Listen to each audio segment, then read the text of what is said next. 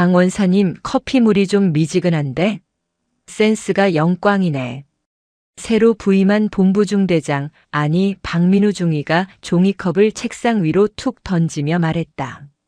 찰랑거리던 갈색 액체가 컵 밖으로 튀어올라 잘 닦인 유리 책상 위에 흉한 얼룩을 남겼다.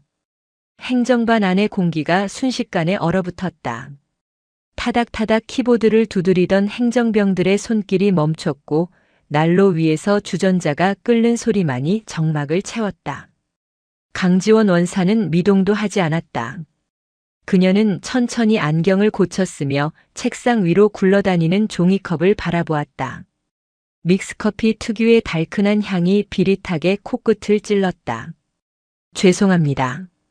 다시 타오겠습니다. 강 원사의 목소리는 건조했다. 감정이 하나도 섞이지 않은 그저 입력된 값을 출력하는 기계 같은 톤이었다. 그녀가 행주를 가져와 책상을 닦으려 하자 박중희가 군화발을 책상 모서리에 턱하니 올리며 비스듬히 의자를 젖혔다. 됐어요. 맛 떨어져서 안 마셔. 이래서 아줌마들은 안 된다니까. 눈치들이 없어서 원. 사회였으면 벌써 심할서 감인데 군대니까 봐주는 줄 아세요. 박중희는 입에 물고 있던 이쑤시개를 퇴 뱉어냈다. 강 원사의 눈썹이 아주 미세하게 꿈틀거렸지만 박중희는 그 서늘한 기운을 감지하지 못했다. 그는 자신이 이 좁고 답답한 행정반의 왕이라고 착각하고 있었다. 강원도 인제군 서하면. 하늘이 내린다는 이곳의 겨울은 유난히 혹독했다.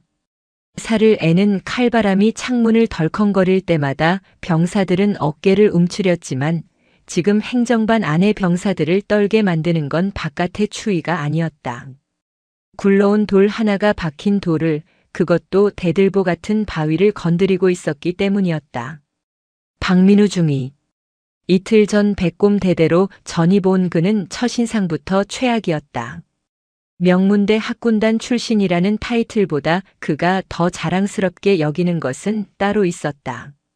전입 신고식 날 대대장실에서 나오며 그가 통화하던 목소리는 복도 끝까지 울려 퍼졌다. 아, 삼촌. 네, 저 민우예요. 아, 거기는 춥고 냄새나죠. 적당히 시간 때우다 갈게요. 네네. 이번 국방위 예산심사 때 삼촌이 힘 좀 쓰셨다면서요? 대대장님도 알더라고요. 국회의원 박철수. 뉴스 정치면에 하루가 멀다 하고 등장하는 거물급 여당 의원이 그의 삼촌이었다. 박중희는 그 사실을 훈장처럼 달고 다녔다. 대대장조차 그의 배경이 껄끄러워 헛기침만 해대며 비위를 맞추는 판국이었다. 그러니 갓 임관한 쏘가리, 아니 중이 나부랭이 눈에 늙은 부사관 따위가 보일 리 없었다. 강지원 원사는 묵묵히 행주로 커피 얼룩을 닦아냈다. 그녀는 이 부대에서 20년을 근무했다. 이등병부터 대대장까지 그녀의 손길을 거치지 않은 보급품이 없었고 그녀의 머릿속에 없는 규정이 없었다.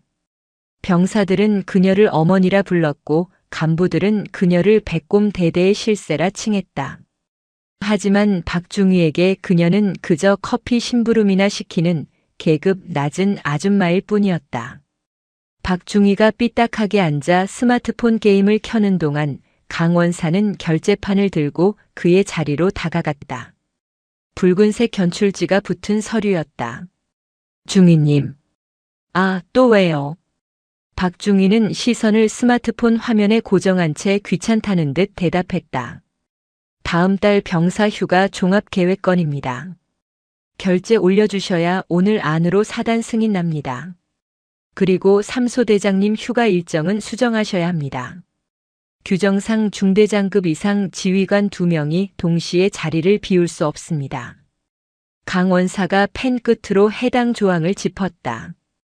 박중희의 손가락이 멈췄다. 그는 천천히 고개를 들어 강 원사를 올려다보았다. 그의 눈동자에 짜증과 불쾌감이 가득 찼다. 아니, 원사님. 말씀하십시오. 지금 나 가르쳐요? 규정을 말씀드리는 겁니다. 이대로 올리면 작전과에서 반려됩니다. 2번 일하게 되시면 번거로우시니까 미리. 그걸 원사님이 왜 판단해? 반려가 되든 말든 내가 올리라면 올리는 거지. 박중희가 스마트폰을 책상에 쾅 내려놓았다. 탕소리와 함께 행정반 병사들이 흠칫 놀라 고개를 숙였다. 박중희는 자리에서 벌떡 일어났다. 그는 강 원사보다 머리 하나는 더 컸지만 강 원사는 기죽지 않고 그를 똑바로 올려다보았다. 그 올곧은 시선이 박중희의 심기를 더욱 건드렸다.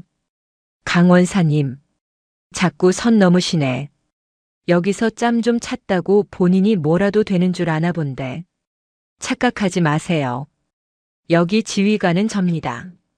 사인은 내가 하는 거라고. 압니다. 하지만 지휘관의 판단이 규정에 어긋날 때는 보좌하는 것이 부사관의 의무입니다. 의무? 의무? 박중희가 기가 차다는 듯 헛웃음을 터뜨렸다. 그는 한 걸음 더 다가와 강원사를 위협하듯 내려다보았다. 짙은 담배 냄새가 확 끼쳐왔다. 야, 강지원. 강원사의 눈매가 가늘어졌다. 하사나 중사들도 있는 자리에서 아들뻘도 안 되는 장교가 주임원사의 이름을 함부로 부르는 것은 명백한 하극상의 징조였다. 말씀 가려 하십시오, 중위님. 가려? 뭘 가려? 내가 틀린 말했어? 당신 계급장에 뭐 별이라도 달렸어? 기껏해야 부사관 주제에 어디서 훈계질이야. 박중희의 고성이 행정반을 쩌렁쩌렁 울렸다. 옆에 있던 김 병장이 주먹을 꽉 쥐고 일어서려 했다. 강 원사는 등 뒤로 손짓해 김 병장을 제지했다. 그녀의 표정은 여전히 차분했다. 마치 철없는 아이의 투정을 받아주는 어른처럼. 하지만 그 침착함이 박중희의 열등감에 기름을 부었다. 그는 자신의 책상 위에 놓인 결제판을 집어들었다. 그리고는 망설임 없이 강원사의 가슴팍을 향해 내던졌다. 퍼! 단단한 플라스틱 결제판 모서리가 강원사의 명치를 강타하고 바닥으로 떨어졌다. 서류들이 사방으로 흩날렸다. 숨이 턱 막히는 고통이 밀려왔지만 강원사는 신음소리 하나 내지 않았다. 박중희는 씩씩거리며 삿대질을 했다.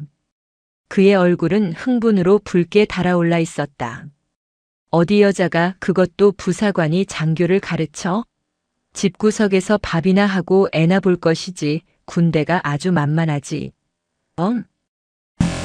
내 말 똑바로 들어. 한 번만 더 내 앞에서 규정이니 뭐니 그 잘난 입 나불거려봐. 그땐 결제판이 아니라 재떨이가 날아갈 줄 알아. 박중희는 바닥에 떨어진 서류들을 군화발로 지시겨 밟았다. 하얀 A사 용지에 시커먼 흙자국이 선명하게 남았다. 그것은 마치 강원사의 자존심을 짓밟는 듯 했다. 다시 해와. 토시 하나 틀리지 말고 내가 하란 대로 해서 가져와. 알았어? 알겠습니다. 시정하겠습니다. 강원사는 고개를 숙였다. 굴복의 의미가 아니었다. 그녀는 바닥에 흩어진 서류를 줍기 위해 무릎을 굽혔다. 박중희는 콧방귀를 뀌며 자신의 외투를 챙겨 입었다. 아, 기분 잡쳐서 원. 나 PX 가서 담배 좀 사올 테니까 그동안 싹 치워놔. 냄새나게 있지 말고 환기도 좀 시키고. 여자가 꽉 막혀 있으면 방 안 공기까지 답답해진다니까. 쾅. 박중희가 거칠게 철문을 닫고 나갔다. 문이 닫히는 진동이 멈출 때까지 행정반에는 무거운 침묵만이 감돌았다. 원사님, 괜찮으십니까? 김 병장이 울먹이며 달려와 강원사를 부축했다. 다른 병사들도 씩씩거리며 몰려들었다. 저 미친 새끼가 진짜 돌았나? 원사님, 이거 대대장님한테 보고해야 합니다. 아니, 헌병대에 찔러야 합니다. 맞습니다. 저게 장교입니까? 깡패지. 원사님 다치신 데 없으세요? 병사들의 분노 어린 목소리에도 강원사는 담담하게 흙 묻은 종이들을 주워 모았다. 그녀는 먼지를 툭툭 털어내며 김병장에게 종이를 건넸다. 조용히 해라. 밖에 다 들린다. 하지만 원사님, 저걸 그냥 두십니까? 커피 타오라, 청소해라, 이젠 사람을 치기까지 하는데. 김병장, 다시 출력해라. 예. 박중희가 시킨 대로 다시 뽑아. 수정하지 말고 중희가 결제 올리라는 그대로. 원사님, 그럼 반려될 게 뻔한데요? 알아. 그러니까 그대로 뽑아. 강 원사는 깨진 결제판 조각을 쓰레기통에 넣으며 안경을 벗어 옷자락으로 닦았다. 안경 너머 그녀의 맨눈이 서늘하게 빛나고 있었다. 평소에 인자하던 어머니의 눈빛이 아니었다. 반려가 돼야 기록에 남지. 네. 무능한 지휘관이 억지를 부려서 업무의 차질을 빚었다는 사실이 문서로 남아야 한단다. 강 원사는 다시 안경을 썼다. 은퇴 안경 너머로 보이는 그녀의 눈매는 면도날처럼 날카로웠다. 그녀는 자신의 가슴 주머니에서 스마트폰을 꺼냈다. 화면에는 녹음 중이라는 붉은 글씨와 함께 15분 32초라는 시간이 찍혀 있었다. 그녀는 조용히 녹음 종료 버튼을 눌렀다. 그리고 김병장. 예, 원사님. 방금 중위가 던진 결제판 그리고 발자국 찍힌 서류들.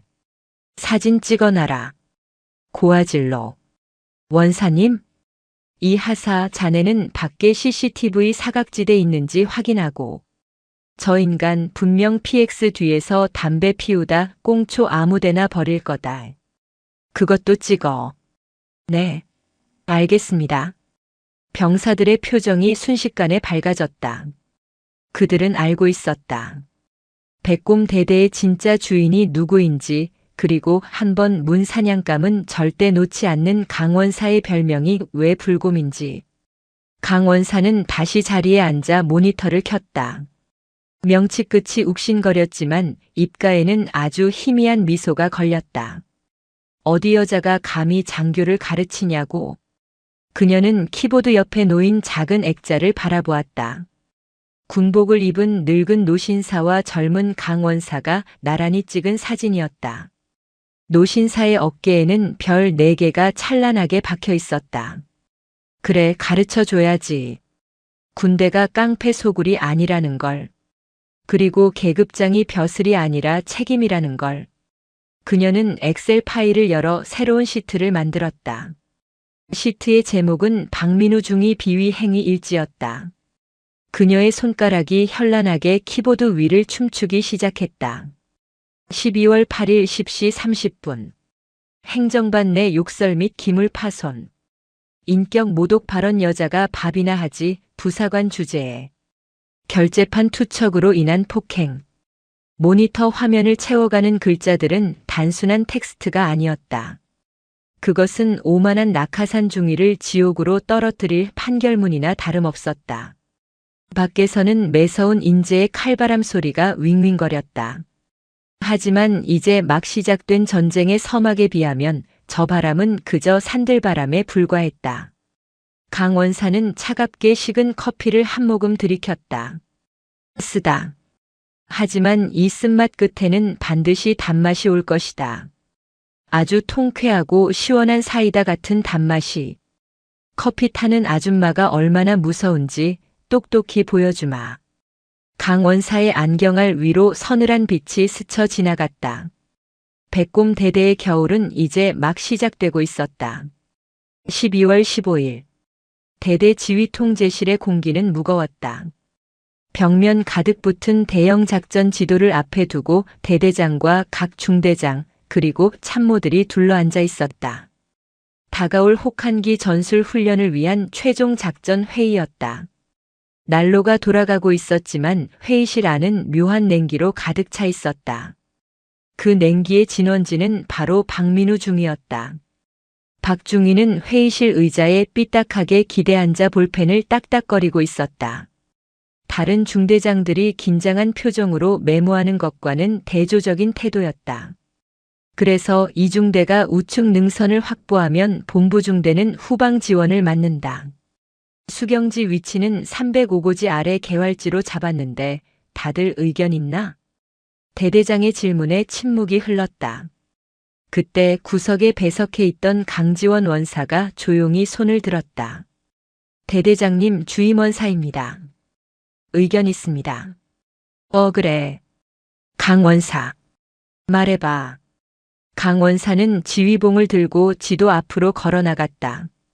그녀의 지휘봉 끝이 박중희가 선정한 수경지 위치인 305고지 개활지를 가리켰다. 현재 본부중대장님이 선정하신 이 위치는 동계 훈련 시에는 피해야 할 곳입니다. 이곳은 지형 특성상 북서풍이 산곡을 타고 내려와 머무는 바람길입니다. 특히 야간 체감 온도가 영하 25도 이하로 급격히 떨어지는 곳이라 병력들의 동상 위험이 매우 큽니다. 강 원사는 침착하게 말을 이었다. 과거 5년 전 훈련 기록을 보시면 같은 장소에서 수경하다가 병사 3명이 심한 동상으로 후송된 사례가 있습니다. 305고지 대신 바람을 등질 수 있는 칠부 능선의 남쪽 사면으로 위치를 변경하는 것을 건의드립니다. 완벽한 분석이었다. 경험과 데이터를 근거로 한 베테랑의 조언에 작전 장교도 고개를 끄덕이려던 찰나였다. 피식. 비웃음 소리가 회의실의 정적을 깼다.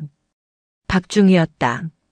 그는 다리를 꼬고 앉은 채 들고 있던 볼펜으로 책상을 툭툭 쳤다. 아니, 원사님. 박중희의 건방진 목소리에 모든 시선이 쏠렸다. 말씀하십시오. 지금 병사들 춥다고 징징대는 거 받아주시는 겁니까? 이건 전쟁 연습입니다.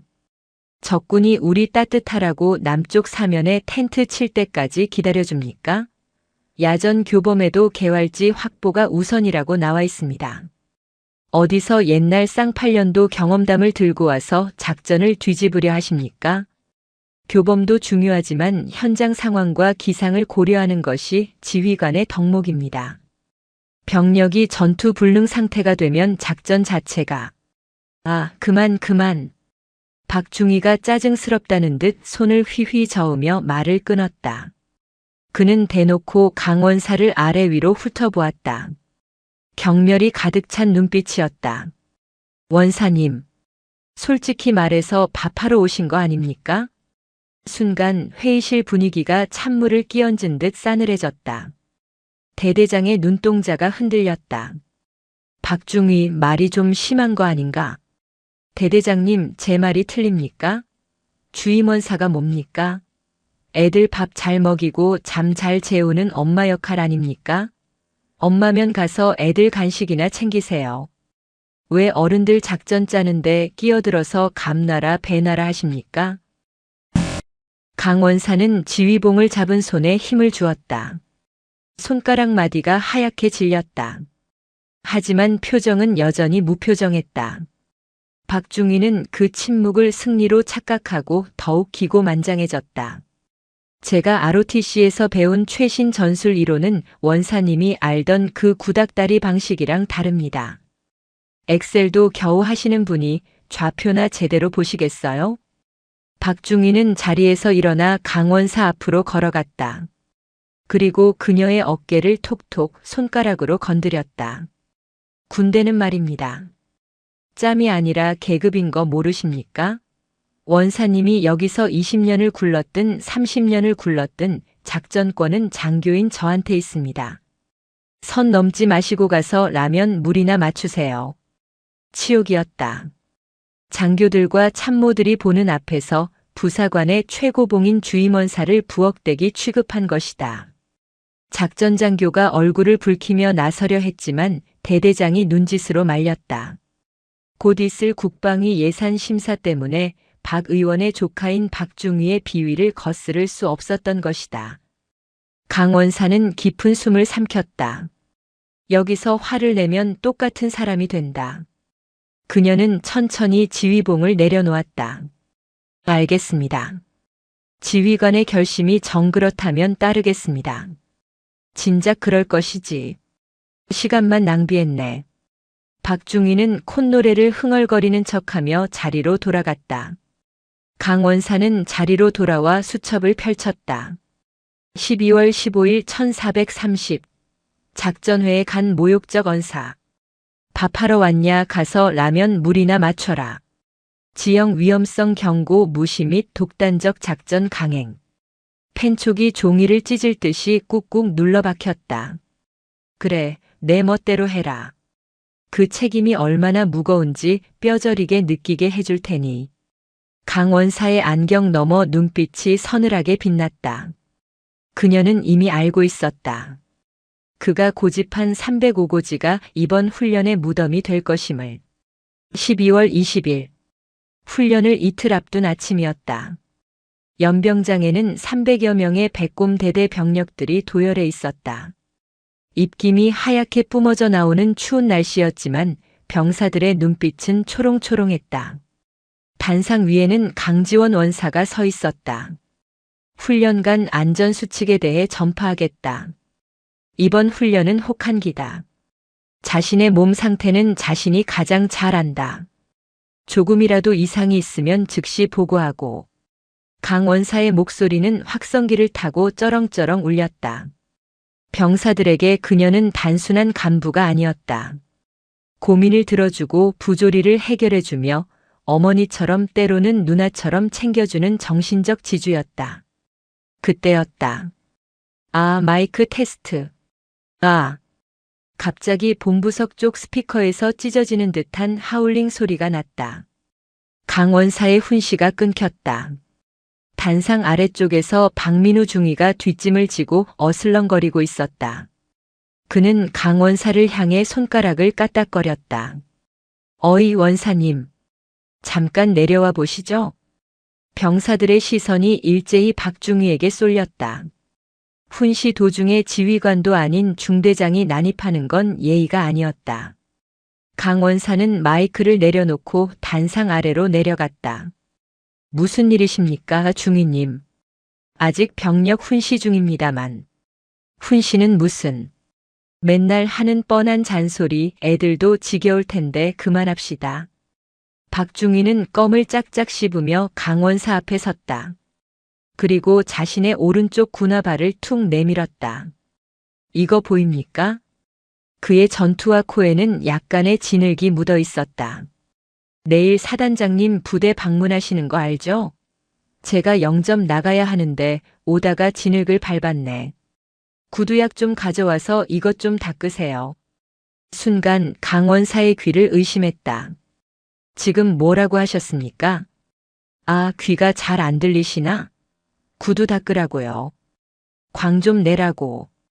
연병장에 도열해 있던 300명의 병사가 술렁거리기 시작했다. 미친 거 아냐? 와 돌았다. 주임원 사님한테 구두를 닦으래. 저 새끼 죽여버리고 싶네 진짜. 병사들의 분노 섞인 웅성거림이 들려왔지만 박중위는 아랑곳하지 않았다.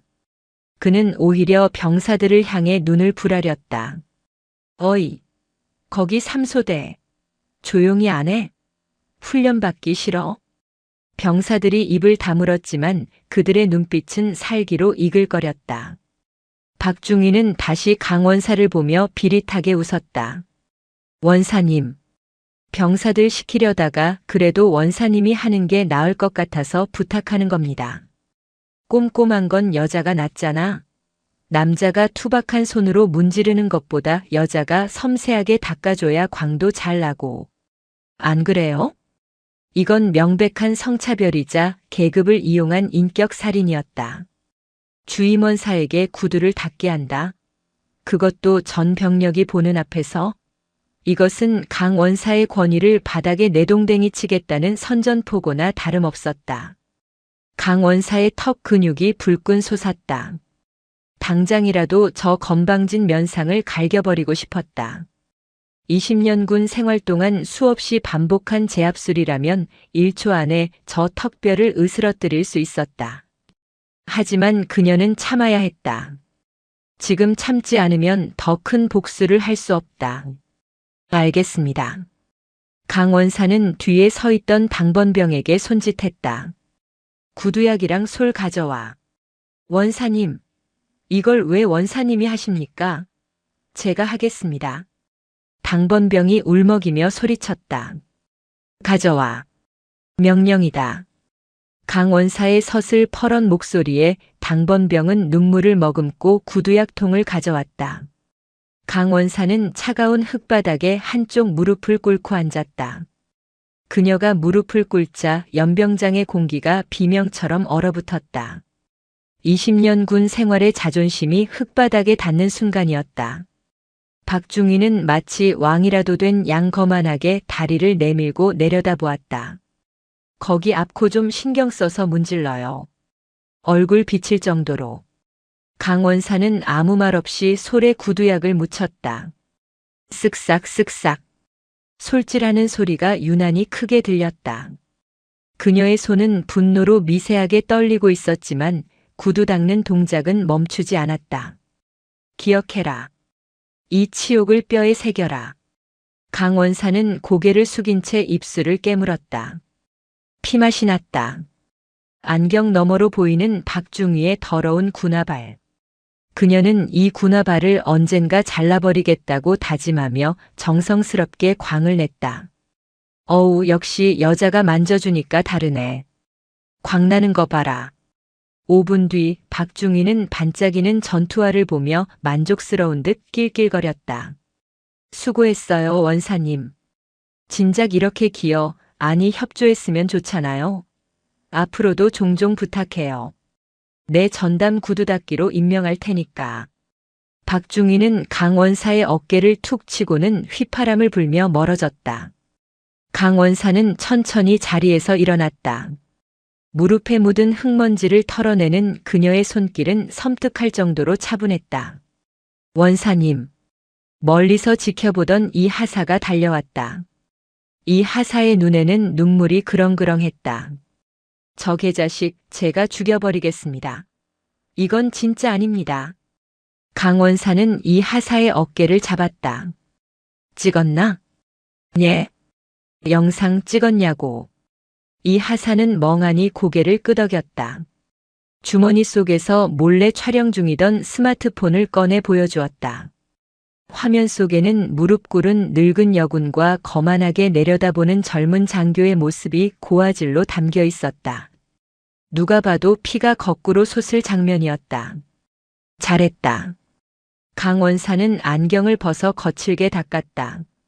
그녀의 눈빛은 이제 분노를 넘어선 차가운 사리로 번들거리고 있었다. 이 하사. 이 영상 백업해둬. 그리고 오늘 날짜로 기록해. 공개 석상에서의 부당한 지시 및 성차별적 발언으로 인한 명예훼손. 원사님 괜찮으십니까?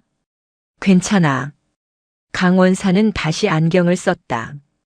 그녀의 시선이 박중희가 사라진 방향을 향했다. 무릎 한 번 꿇은 값은 목숨으로 받아낼 거니까. 강 원사는 흙투성이가 된 손을 씻지 않았다. 그 더러운 느낌을 잊지 않기 위해서였다. 이제 이틀 뒤면 혹한기 훈련이었다. 놈이 파놓은 무덤인 305고지, 그곳이 바로 놈의 처형장이 될 것이었다.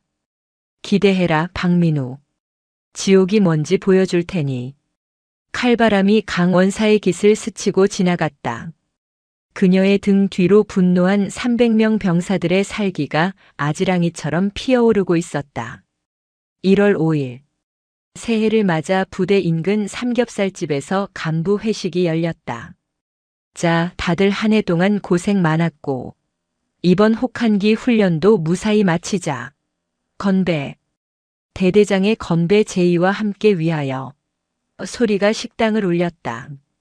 불판 위에서 삼겹살이 지글지글 익어가고 소주잔 부딪히는 소리가 요란했다. 하지만 강지원 원사는 그 흥겨운 분위기에 섞이지 못한 채 구석 자리에서 사이다만 홀짝이고 있었다. 그녀의 시선은 대각선 테이블 상석에 앉은 박민우 중위에게 꽂혀 있었다. 박중희는 이미 소주 2병을 비운 상태였다. 얼굴이 벌겋게 달아오른 그는 옆자리의 여군 하사에게 억지로 쌈을 싸서 먹여주려 하고 있었다. 하사의 표정이 울상인 것을 본 강 원사가 미간을 찌푸리던 찰나였다. 어이, 강 원사님. 박중희가 비틀거리며 잔을 들고 일어났다. 식당 안에 시선이 집중됐다. 거기 구석에 처박혀서 뭐합니까? 여기가 무슨 절이야? 왜 혼자 고고한 척하고 있어? 이리 와요, 이리. 박중희가 손바닥으로 자신의 옆 빈 의자를 팡팡 쳤다. 대대장도 눈치가 보였는지 어색하게 웃으며 거들었다. 강원사, 오늘 좋은 날이니까 와서 한 잔 받아. 강원사는 조용히 자리에서 일어났다. 그녀의 무릎이 시큰거렸지만 내색하지 않고 다가갔다. 박중희는 기다렸다는 듯 빈 소주병을 내밀었다. 자, 원사님. 한 잔 따르시죠. 내군 생활하면서 원사님이 따라주는 술은 한 번도 못 마셔봤네. 죄송합니다. 저는 술을 따르지 않습니다. 강원사의 단호한 거절에 박중희의 눈썹이 꿈틀거렸다. 술 기운이 확 도는지 그의 목소리가 한 톤 높아졌다. 참나. 분위기 깨는 데는 선수라니까. 이러니까 사람들이 강원사를 싫어하지. 융통성이 없어, 융통성이. 박중희는 들고 있던 병을 식탁에 쾅 내려놓았다. 그리고 의자를 돌려 앉아 강원사를 빤히 올려다보았다. 그 눈빛은 흐리멍덩했지만 그 안에 담긴 조롱은 명확했다. 원사님, 솔직히 말해봐요. 무엇을 말입니까? 아직 혼자죠? 결혼 안 했죠? 식당 안이 찬물을 끼얹은 듯 조용해졌다. 개인적인 사생활, 그것도 나이와 결혼 문제를 공개적인 회식 자리에서 거론하는 건 명백한 실례였다. 하지만 박중희는 브레이크가 고장난 트럭 같았다. 거봐, 대답 못하네. 아니, 얼굴도 그만하면 반반하고 몸매도. 뭐 나쁘지 않은데 왜 아직 혼자일까? 성격이 문제야, 성격이. 박중희가 누물거리는 손길로 강원사의 팔뚝을 툭 쳤다. 강원사가 반사적으로 몸을 피하자 박중희가 낄낄거렸다. 어우, 비싼 척하기는. 원사님, 여자가 군복 입고 설치면 드세서 남자들이 도망가요. 밖에서 남편한테 사랑받으려면 좀 애교도 있고 술도 따를 줄 알고 그래야지. 맨날 규정이니 뭐니 따지고 드니까 어느 남자가 좋아하겠어? 강원사는 테이블 밑으로 주먹을 꽉 쥐었다. 손톱이 살을 파고들었다. 하지만 그녀는 침착하게, 아주 침착하게 대꾸했다. 중희님 취하셨습니다. 말씀 가려 하십시오. 성희롱으로 들릴 수 있습니다. 성희롱. 야, 이게 무슨 성희롱이야? 인생 선배로서 아니지. 인생은 원사님이 선배구나. 아무튼 장교로서 조언해주는 거 아니야. 박중희는 자리에서 일어나 강원사의 어깨에 팔을 두르려 했다. 강원사가 어깨를 비틀어 피하자 박중희의 손이 허공을 갈랐다. 무안해진 박중희의 얼굴이 험악하게 일그러졌다. 진짜 더럽게 튕기네. 야, 강지원. 너 내가 백 써서 어디 한직으로 보내줘? 편한 데 가서 커피나 타면서 신부 수업이나 해. 아, 이미 폐경이라 늦었나? 애도 못 낳겠네. 흡. 주변에 있던 여군 하사들이 입을 틀어막았다. 선을 넘어도 한참 넘은 발언이었다. 대대장마저 당황해서 자리에서 일어났다. 박중희, 그만해. 취했어. 하지만 박중희는 멈추지 않았다. 그는 비틀거리며 강원사의 얼굴에 술냄새 나는 입김을 훅 불었다. 원사님, 외로우면 말해요. 내가 우리 삼촌 비서들 중에 돌싱남 하나 소개해 줄게. 돈은 없는데 힘은 좋아. 원사님처럼 굶주린 여자한테 딱일걸? 강원사는 눈을 감았다 떴다. 그녀의 오른쪽 주머니 속에서는 녹음기가 빨간 불빛을 내며 이 모든 개소리를 담고 있었다. 말씀. 다 하셨습니까? 어쭈? 눈 안 깔아? 내가 틀린 말했어? 녹음했습니다. 뭐? 방금 하신 말씀 전부 녹음했습니다. 내일 감찰부에 제출하겠습니다. 강원사의 차분한 말에 박중희가 잠시 멈칫했다. 하지만 곧 비웃음이 터져나왔다. 하하. 녹음. 해. 하라고. 그거 들고 가서 일러 바치게. 야, 내 삼촌이 누군지 몰라. 감찰부? 헌병대? 다 우리 삼촌 발 아래 있어. 어디서 협박질이야? 박중희는 먹고 있던 쌈 채소를 강원사의 얼굴에 집어 던졌다. 상추잎 하나가 강원사의 뺨에 철썩 붙었다가 떨어졌다. 쌈장 자국이 볼에 붉게 남았다. 재수없게. 술맛 떨어졌어. 야, 2차 가자. 강원사는 빠져. 가서 집구석에서 드라마나 보면서 혼자 술이나 까드시던가. 박중희는 휘청거리며 식당을 빠져나갔다. 그의 추종자들인 소위 몇 명이 눈치를 보며 따라 나갔다. 남겨진 강원사는 뺨에 묻은 쌈장을 천천히 닦아냈다. 대대장이 다가와 미안하네. 내가 잘 타이를 개라며 쩔쩔맸지만 강원사는 대답하지 않았다. 그녀는 화장실로 들어가 거울을 보았다. 거울 속의 여자는 붉은 쌈장 자국이 남은 채 서늘하게 웃고 있었다. 폐경? 신부 수업? 강원사는 찬물로 세수했다. 물기가 뚝뚝 떨어지는 얼굴을 닦으며 그녀는 나직이 중얼거렸다. 내 놈 제사상에 올릴 술이나 준비해라, 박민우. 그녀의 눈빛은 이미 사냥을 시작한 맹수의 것이었다. 1월 20일. 대망의 혹한기 훈련이 시작되었다. 강원도 인제의 겨울사는 지옥 그 자체였다. 영하 20도의 기온에 칼바람까지 불어 체감 온도는 영하 35도를 밑돌았다. 병사들의 눈썹에는 하얗게 서리가 맺혔고 입을 열 때마다 폐가 얼어붙는 듯한 고통이 밀려왔다. 강지원 원사는 새벽 4시부터 깨어 있었다. 일중대 식사 추진 차량, 바퀴에 체인 감았나 확인해. 국 식지 않게 보온통 덮개 2번 싸고. 그녀는 취사장을 뛰어다니며 밥차를 점검했다. 손등이 터져 피가 배어나왔지만 장갑 낄 시간도 없었다. 병사들이 따뜻한 국물이라도 마셔야 이 추위를 버틸 수 있었다. 그녀의 얼굴은 동상 직전처럼 붉게 부어올라 있었다. 주임원사님, 305고지 쪽 바람이 너무 심해서 텐트 지주핀이 다 뽑힙니다. 무전기에서 다급한 보고가 들어왔다. 내가 갈게. 삼소대장한테 병력들 침낭 안으로 대피시키라고 해. 강원사는 핫팩 하나 없이 눈 덮인 산길을 뛰어올랐다. 숨이 턱 끝까지 찼다. 박중희가 고집을 피워 잡은 그 바람길 수경지였다. 예상대로 북서풍이 몰아치며 텐트들이 찢겨나가고 있었다. 다들 비켜. 내가 잡을 테니까 팩 박아. 강원사는 휘청거리는 대형 텐트 폴대를 온몸으로 끌어안았다. 살점이 떨어져 나갈 듯한 바람이 그녀를 때렸다. 일시간의 사투 끝에 겨우 텐트를 고정하고 나니 온몸이 땀과 눈으로 뒤범벅이 되었다. 땀이 식으면서 살을 애는 한기가 밀려왔다. 상황 보고를 위해 대대지휘소 텐트로 들어선 순간 강원사는 눈을 의심했다.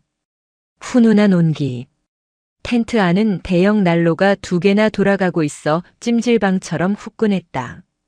그리고 그 난로 바로 옆 최고급 야전 침대 위에는 박민우 중위가 누워 있었다. 그는 훈련복 상의를 벗고 얇은 깔깔이방한 내피만 입은 채 핫팩을 양손에 쥐고 귤을 까먹고 있었다. 옆에는 뜯어진 과자 봉지들이 굴러다녔다. 후, 춥다 추워. 밖은 지옥이네. 박중희는 들어오는 강원사를 힐끔 보더니 누운 채로 손을 흔들었다. 원사님 오셨네. 문 빨리 닫아요. 찬바람 들어오잖아. 강원사는 어이가 없어서 말이 나오지 않았다. 밖에서 병사들은 손발이 얼어서 비명을 지르는데 지휘관이라는 작자가 난로 옆에서 귤이나 까먹고 있다니. 강원사의 머리카락과 속눈썹에 맺힌 고드름이 난로 열기에 녹아 뚝뚝 떨어졌다. 중위님, 305고지 텐트가 붕괴 직전이라 보수하고 왔습니다. 현장 확인 안 나가 보십니까? 아, 거길 내가 왜 가요? 추워 죽겠는데. 소대장들이 알아서 하겠지. 그리고 원사님이 다 고쳤다며? 그럼 됐네. 박중희는 입안에 귤을 털어넣으며 쩝쩝거렸다. 원사님은 좋겠어. 밖에서 땀 흘리고 오니까 운동도 되고. 나는 머리 쓰느라 피곤해 죽겠는데. 머리를 쓰셨습니까? 아, 그럼. 작전 구상하느라 뇌세포가 얼었다니까. 근데 원사님. 박중희가 몸을 일으켜 앉으며 강원사를 위아래로 훑어보았다. 강원사의 얼굴은 추위와 고생으로 엉망이었지만 박중희의 눈에는 그저 꼬투리 잡을 먹잇감으로 보였다. 솔직히 말해서 꿀 빨았죠? 무슨 말씀이십니까? 아니, 얼굴 보니까 아주 뽀얗네. 밖에서 고생한 사람 얼굴이 아닌데? 여자라고 어디 짱 박혀서 농땡이 피우다 온 거 아니야? 취 사장 아줌마들이랑 수다 떨다 왔지? 강원사의 터진 손등에서 피가 배어나와 바닥으로 떨어졌다. 하지만 박중희는 그것을 보지 못했다. 나처럼 야전에서 구른 장교랑 급이 맞다고 생각하지 마요. 원사님은 그냥 무늬만 군인이지 솔직히 민간인이잖아. 세금 축내는. 박중희는 귤껍질을 난로 위에 툭 던졌다. 타닥 하는 소리와 함께 귤껍질 타는 냄새가 났다. 저기요 원사님. 거기 서서 물 뚝뚝 흘리지 말고 좀 나가주실래요? 냄새나요. 땀 냄새랑. 그 쉰내 같은 거. 여자가 좀 씻고 다녀야지 원. 강원사는 젖은 장갑을 꽉 쥐었다. 물기가 찍 하고 배어나왔다. 보고 마치겠습니다. 현 시간부로 환자 발생 우려가 있어 의무대기 차량을 전진 배치하겠습니다. 알아서 하시고. 나갈 때 핫팩 좀 더 가져와요. 여기 식었어. 박중희는 식은 핫팩을 강원사의 발치에 던졌다. 강원사는 발밑에 떨어진 핫팩을 내려다보았다. 병사들에게 하나라도 더 나눠주려고 아끼고 아껴서 정작 자신은 하나도 쓰지 못한 그 귀한 핫팩이었다. 강원사는 허리를 숙여 핫팩을 주었다. 알겠습니다. 가져오겠습니다. 그녀는 뒤돌아 텐트를 나섰다. 텐트 밖의 칼바람이 다시금 그녀의 젖은 몸을 때렸다. 하지만 그녀는 춥지 않았다. 가슴 속에서 끓어오르는 용암 같은 분노가 온몸을 뜨겁게 달구고 있었으니까. 그래, 꿀 빨았다고 했지. 냄새난다고 했지. 강원사는 밤하늘을 올려다보았다. 인제의 밤하늘은 시리도록 맑았고 별들이 쏟아질 듯 빛나고 있었다. 그 별들 중 4개가 유난히 반짝이는 것 같았다. 오늘 밤이다. 놈이 방심하고 있는 오늘 밤 놈의 숨통을 끊을 결정적인 증거를 잡을 것이다. 강원사는 주머니 속의 녹음기 배터리를 확인했다. 충전은 완벽했다. 그녀는 어둠 속에서 하얗게 입김을 내뿜으며 지휘소 텐트를 향해 서늘한 눈빛을 보냈다. 오늘 밤이 내군 생활의 마지막 밤이 될 거다, 박민우. 폭풍 전야의 밤이 깊어가고 있었다. 1월 20일 밤 11시 30분. 인제의 밤은 칠흑보다 어두웠고 얼음장보다 차가웠다. 해발 800m 고지 위로 몰아치는 칼바람은 텐트의 캠퍼스 천을 찢어밟길 기세로 울부짖었다. 텐트 지지대가 삐걱거리는 소리가 마치 짐승의 비명처럼 들려왔다. 강지원 원사는 손전등 하나의 의지에 순찰을 돌고 있었다. 그녀의 군화가 눈 덮인 땅을 밟을 때마다 뽀드득, 뽀드득 하는 건조하고 날카로운 소리가 났다. 입김은 나오자마자 하얗게 얼어붙어 속눈썹에 달라붙었다. 근무 중 이상무. 수고해라. 충성. 원사님도 수고하십시오. 경계 근무를 서던 병사들의 코끝이 동상에 걸린 듯 빨갛게 얼어 있었다. 강원사는 주머니에 남겨두었던 마지막 핫팩 2개를 꺼내 병사들의 손에 쥐어주었다. 졸지 말고. 발가락 계속 움직여야 안 온다. 알겠지? 감사합니다, 원사님. 병사들을 뒤로 하고 강원사는 발길을 대대 지휘소 텐트로 돌렸다. 마지막 상황 보고와 다음날 기상시간 조정을 건의하기 위해서였다. 지휘소 텐트에 가까워질수록 이질적인 소리가 들려왔다. 바람 소리 사이로 들리는 웅얼거리는 소리, 그리고 간헐적으로 터져나오는 웃음소리. 전방 경계 작전 중인 훈련장에서는 절대 들려서는 안 될 소리였다. 텐트 입구에 서 있던 당번병의 표정이 사색이 되어 있었다. 원사님 오셨습니까? 안에 무슨 일 있나? 왜 이렇게 시끄러워? 그게, 중대장님이 지금 면담 중이시라. 들어오지 말라고 하셨습니다. 당번병은 곤란한 듯 시선을 피했다. 텐트 틈새로 흘러나오는 냄새. 그것은 명백한 알코올 냄새였다. 훈련 중에 그것도 지휘소 안에서 술을 마신다. 강 원사의 미간이 좁혀졌다. 비켜봐. 보고할 게 있어. 원사님 지금 들어가시면 안 됩니다. 중대장님 기분이 좀. 강 원사는 당번병을 밀치고 거칠게 텐트 지퍼를 열어젖혔다. 치익. 지퍼가 열리자마자 훅 끼쳐오는 것은 따뜻하다 못해 숨이 막힐 듯한 열기, 그리고 코를 찌르는 양주 냄새였다. 텐트 안의 풍경은 가관이었다.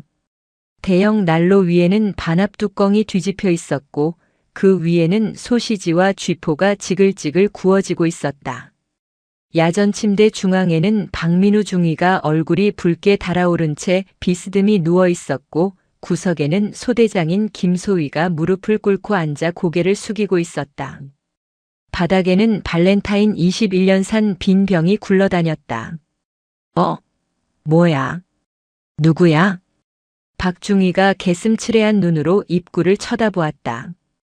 강 원사를 확인한 그의 입꼬리가 비릿하게 올라갔다. 우리 강 원사님 오셨네.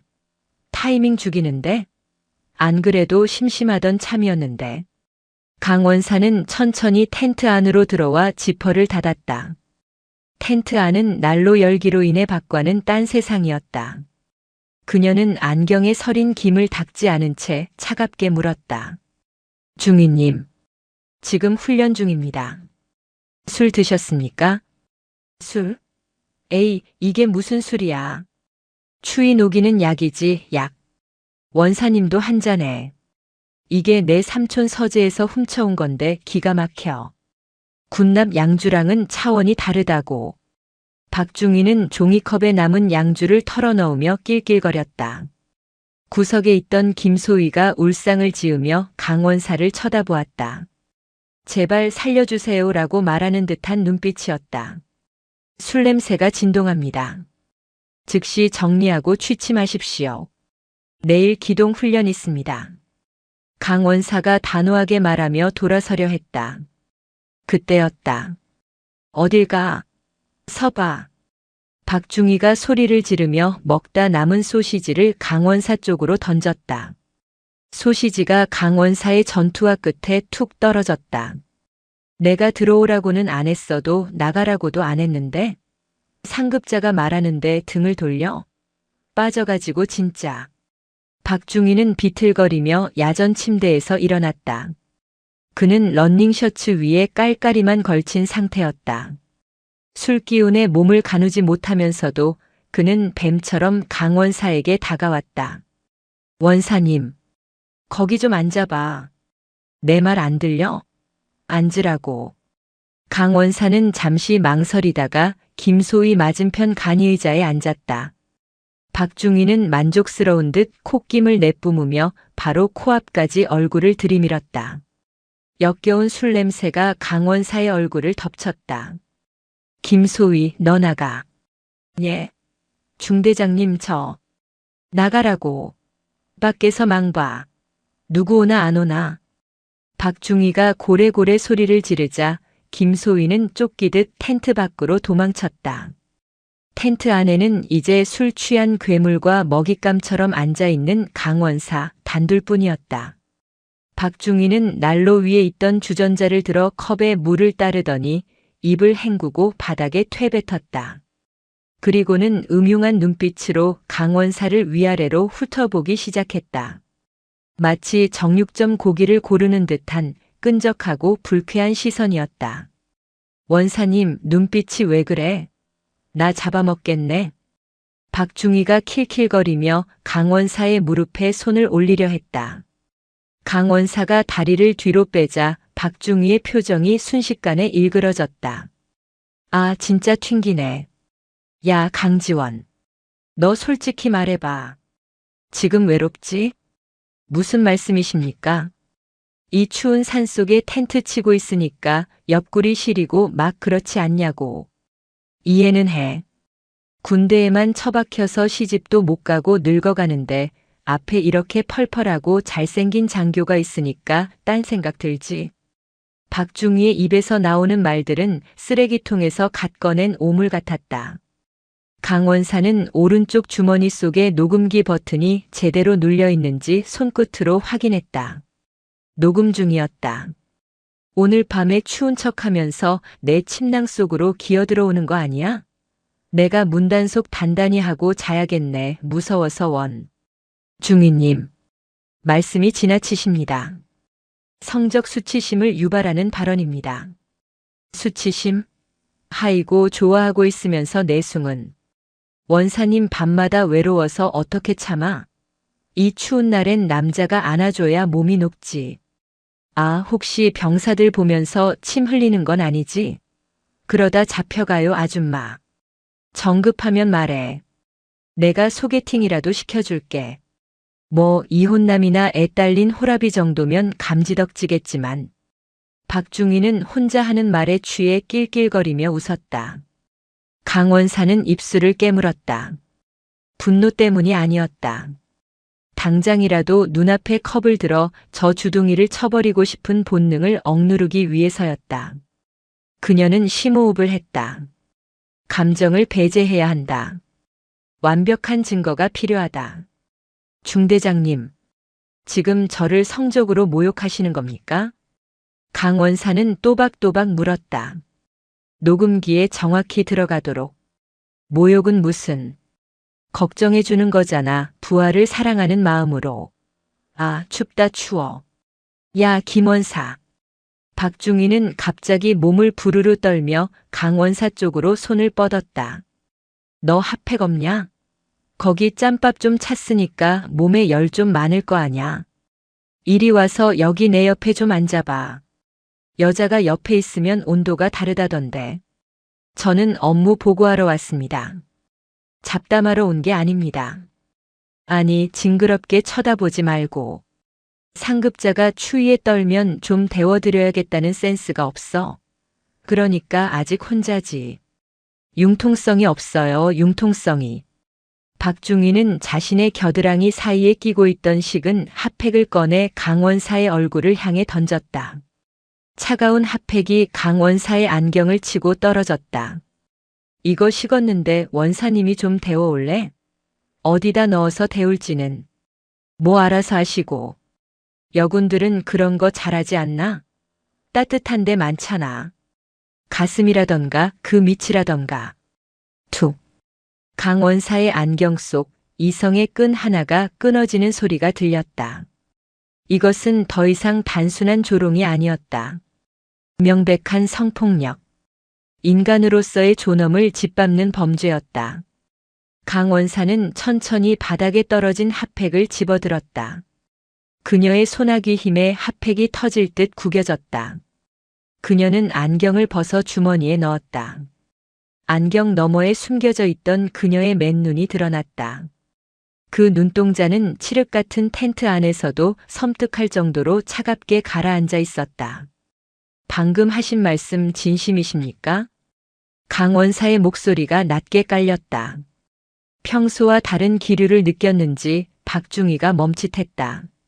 하지만 술 기운과 국회의원 조카라는 오만함이 곧 공포를 덮어버렸다. 진심이면 내가 어쩔 건데? 신고하게 해. 하라고. 우리 삼촌이 누군지 알아?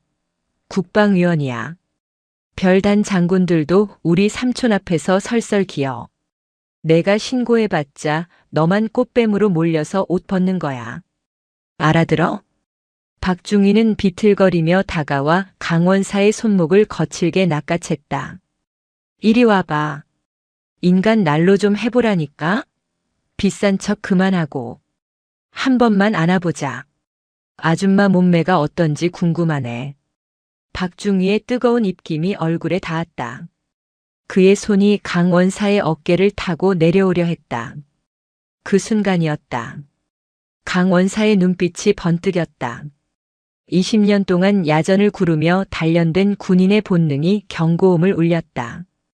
당장이라도 저 팔을 꺾어 제압할 수 있었지만 그녀는 멈췄다. 여기서 폭력을 쓰면 쌍방과실이 된다. 하극상이 된다. 저 쓰레기 같은 놈과 똑같은 수준으로 떨어질 수는 없었다. 그녀는 놈을 사회적으로, 법적으로 완전히 매장해야 했다. 강 원사는 힘을 주어 박중희의 손을 뿌리쳤다. 탁! 박중희가 술에 취해 중심을 잃고 비틀거리다 야전 침대 위로 넘어졌다. 아이씨, 이게 미쳤나? 박중희가 소리를 지르며 옆에 있던 유리 잿더리를 집어 던졌다. 쨍그랑. 잿더리가 난로에 부딪혀 산산조각이 났다. 유리 파편이 튀어 강 원사의 뺨을 스치고 지나갔다. 따끔한 통증과 함께 붉은 핏방울이 볼을 타고 흘러내렸다. 텐트 밖에서 김소위의 겁먹은 목소리가 들려왔다. 중대장님, 괜찮으십니까? 들어오지 마. 들어오면 죽여버린다. 박중희는 씩씩거리며 침대에서 일어나려 했지만 몸이 말을 듣지 않았다. 그는 바닥을 기며 강원사를 향해 삿대질을 했다. 너 이거 항명이야. 하극상이라고. 내가 가만 안 둬. 너 내일 당장 영창 보내버릴 거야. 우리 삼촌한테 말해서 내 군인 연금도 못 받게 만들 거야. 강원사는 뺨에 흐르는 피를 닦지 않았다. 대신 그녀는 피 묻은 얼굴로 박중희를 내려다보았다. 마치 벌레를 보는 듯한 경멸과 연민이 뒤섞인 눈빛이었다. 중희님, 닥치라고. 취하셨습니다. 못 들은 걸로 하겠습니다. 강 원사는 조용히 하지만 텐트 안을 가득 채울 만큼 또렷하게 말했다. 그리고 방금 저에게 던지신 잿더리, 그리고 신체 접촉 시도 성적 발언들 모두 기억하고 있겠습니다. 뭐? 이 여편네가 진짜. 박중희가 다시 무언가를 집어 던지려 할 때 강원사는 뒤도 돌아보지 않고 텐트 지퍼를 열었다. 촥! 지퍼가 열리자 텐트 밖의 삭풍이 안으로 밀려 들어왔다. 영하 20도의 바람이 뺨에 상처를 얼려버릴 듯 때렸지만 텐트 안의 역겨운 열기보다는 100배 나았다. 텐트 밖에는 김소희와 당번병이 하얗게 질린 얼굴로 서 있었다. 그들은 강 원사의 뺨에서 흐르는 피를 보고 입을 틀어막았다. 원사님, 피가.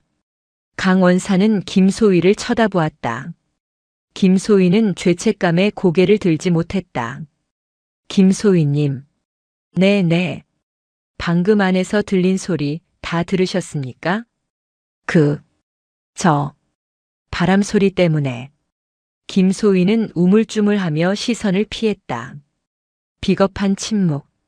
강원사는 씁쓸하게 웃었다. 기대도 하지 않았다. 못 들으셨으면 됐습니다. 하지만 보신 건 기억해 주십시오. 제 얼굴의 상처. 강원사는 손전등을 켰다.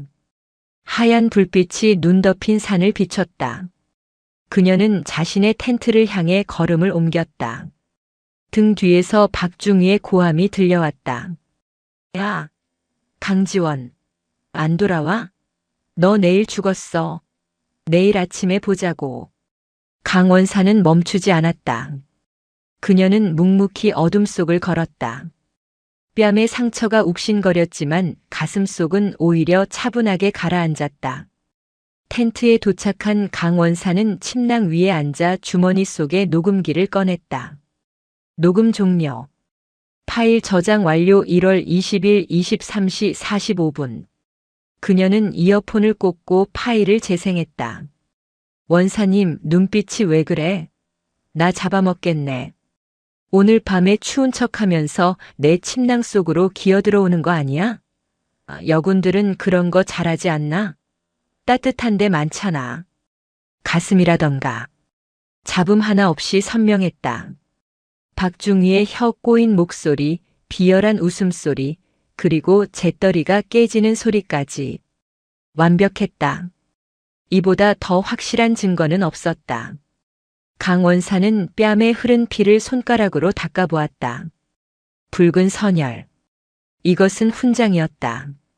놈을 단두대로 보낼 결정적인 명분. 그녀는 구급 상자를 꺼내 밴드를 붙이지 않았다. 대신 스마트폰을 들어 상처 부위를 여러 각도에서 촬영했다. 플래시가 터질 때마다 그녀의 차가운 표정이 어둠 속에 드러났다. 내일 아침에 보자고 했지? 강 원사는 젖은 전투복을 벗지도 않은 채 스마트폰의 전송 버튼을 눌러 파일들을 클라우드에 백업했다. 그래. 내일 아침이 내 인생에서 가장 긴 아침이 될 거다. 텐트 밖에서는 여전히 바람이 울부짖고 있었다. 하지만 그 바람 소리는 이제 강원사에게 진군 나팔 소리처럼 들렸다. 사냥 준비는 끝났다. 이제 덫을 치고 놈이 제 발로 걸어 들어오기만을 기다리면 된다. 강원사는 깨진 안경을 책상 위에 올려두었다. 한쪽 알이 금이 간 안경. 그것은 내일 박살날 박민우의 운명과도 같았다. 그녀는 깊은 숨을 들이쉬며 눈을 감았다. 내일은 아주 바쁜 하루가 될 것이다. 1월 21일. 혹한기 훈련이 종료되고 부대로 복귀하는 날이었다. 병사들의 군화는 진흙으로 뒤덮였고 얼굴은 검게 그을려 있었다. 하지만 그들의 표정에는 끝났다는 안도감과 함께 미묘한 긴장감이 감돌았다. 대열의 선두에 선 대대장의 지프차 뒤로 본부 중대의 행렬이 이어졌다. 강지원 원사는 행렬의 중간에서 묵묵히 걸었다. 그녀의 오른쪽 뺨에는 하얀 거즈가 붙어 있었다. 어젯밤 깨진 재떨이 파편에 찢긴 상처였다. 원사님, 차량 타시지 그러십니까? 다리도 안 좋으신데. 김 병장이 걱정스러운 눈빛으로 물었지만 강 원사는 고개를 저었다. 아니다. 병사들이 걷는데 주임원사가 차를 탈 수는 없지. 그녀의 시선은 저 앞쪽 1호 차지휘관 차량을 향해 있었다. 그 차 안에는 박민우 중위가 히터를 틀어놓고 앉아 있을 것이었다. 강 원사는 차가운 겨울 바람을 폐부 깊숙이 들이마셨다.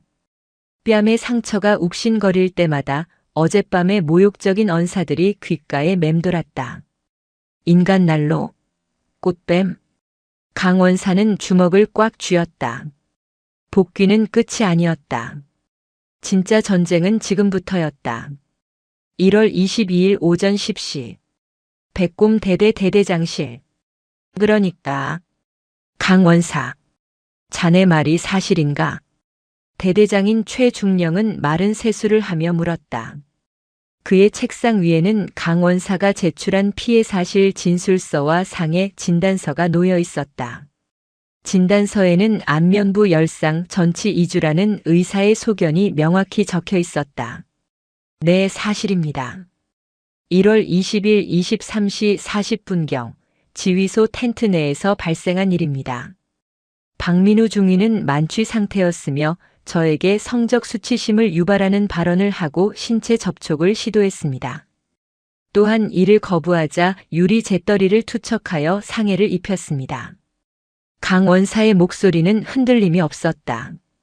그녀는 정복을 갖춰 입고 모자를 무릎 위에 올린 채 정자세로 앉아 있었다. 최중령은 곤란한 표정으로 담배를 꺼내 물었다. 라이터를 켜는 손이 미세하게 떨리고 있었다. 참. 박중희 그 친구가 술을 좀 좋아하긴 하는데. 최중령은 힐끔 강원사의 눈치를 살폈다. 강원사. 혹시 오해한 거 아닌가? 박중희가 원체 농담을 좋아하잖아. 격려 차원에서 한 말을 자네가 좀 예민하게 받아들인 거 아니고. 대대장님. 격려 차원에서 부하의 얼굴에 재떨이를 던집니까? 격려 차원에서 침낭으로 들어오라고 합니까? 아니, 내 말은 당시 상황이 어두웠고 박중희도 술김이라 실수가 있었을 수 있다는 거지. 최중령은 말끝을 흐렸다. 그는 지금 진실이 중요한 게 아니었다. 박중희의 뒤에 있는 박철수 국회의원이 중요했다. 다음 달이면 장군 진급 심사가 있었다. 국방위 소속 의원의 조카가 자기 부대에서 성추문으로 징계받았다는 사실이 알려지면 자신의 진급길은 그야말로 낭떠러지였다. 최중령은 책상 서랍을 열더니 하얀 봉투 하나를 꺼냈다. 그리고 강원사 앞으로 슥 밀었다. 강원사, 우리 20년 지기 아닌가. 자네 초임 하사 때부터 내가 봐왔잖아. 자네가 얼마나 부대를 사랑하는지 내가 잘 알지. 강원사는 봉투를 내려다보았다. 꽤 두툼했다. 이게 뭡니까? 위로금이야. 치료비하고 뭐 맛있는 거라도 좀 사 먹어. 그리고 휴가 좀 다녀오게. 이번 일로 마음고생 많았을 텐데 일주일 정도 푹 쉬다 오면 기분이 좀 나아지지 않겠나? 명백한 회유였다. 돈으로 입을 막겠다는 심산이었다. 강원사의 눈빛이 차갑게 식었다. 그녀는 봉투에 손도 대지 않았다. 대대장님, 저는 돈이 필요한 게 아닙니다. 저는 군인으로서의 명예와 가해자의 정당한 처벌을 원합니다. 아이 강원사, 왜 이렇게 꽉 막혔어? 최중령이 버럭 소리를 질렀다. 이게 공론화되면 부대 꼴이 뭐가 되겠나? 언론 타고 상급 부대 검열 내려오고 그러면 우리 대대 다 죽어. 자네가 아끼는 이 부대 해체될 수도 있다고. 부대가 해체되는 한이 있더라도 썩은 부위는 도려내야 합니다. 그게 진짜 부대를 위한 길입니다. 이 사람이 진짜. 최중령은 얼굴이 불그락푸르락해졌다. 그는 넥타이를 거칠게 풀어 헤치며 의자 깊숙이 몸을 묻었다. 좋아. 정식으로 하겠다면 해야지. 하지만 강원사 잘 생각해. 박중희가 가만히 있겠나? 그 집안 힘이 보통이 아니야. 계란으로 바위치기라고. 자네만 다쳐. 나중에 후회하지 말라고 내가 기회를 주는 거야. 후회하지 않습니다. 정식으로 감찰 조사를 요청합니다. 강원사는 자리에서 일어나 경례를 붙였다. 충성. 그녀가 나가자마자 최중령은 재떨이를 집어 던지며 욕설을 내뱉었다. A씨, 융통성 없는 여편네 같으니라고. 박중희 오라 그래. 당장. 같은 시각 본부 중대장실. 박민우 중위는 스마트폰을 붙잡고 안절부절 못하고 있었다.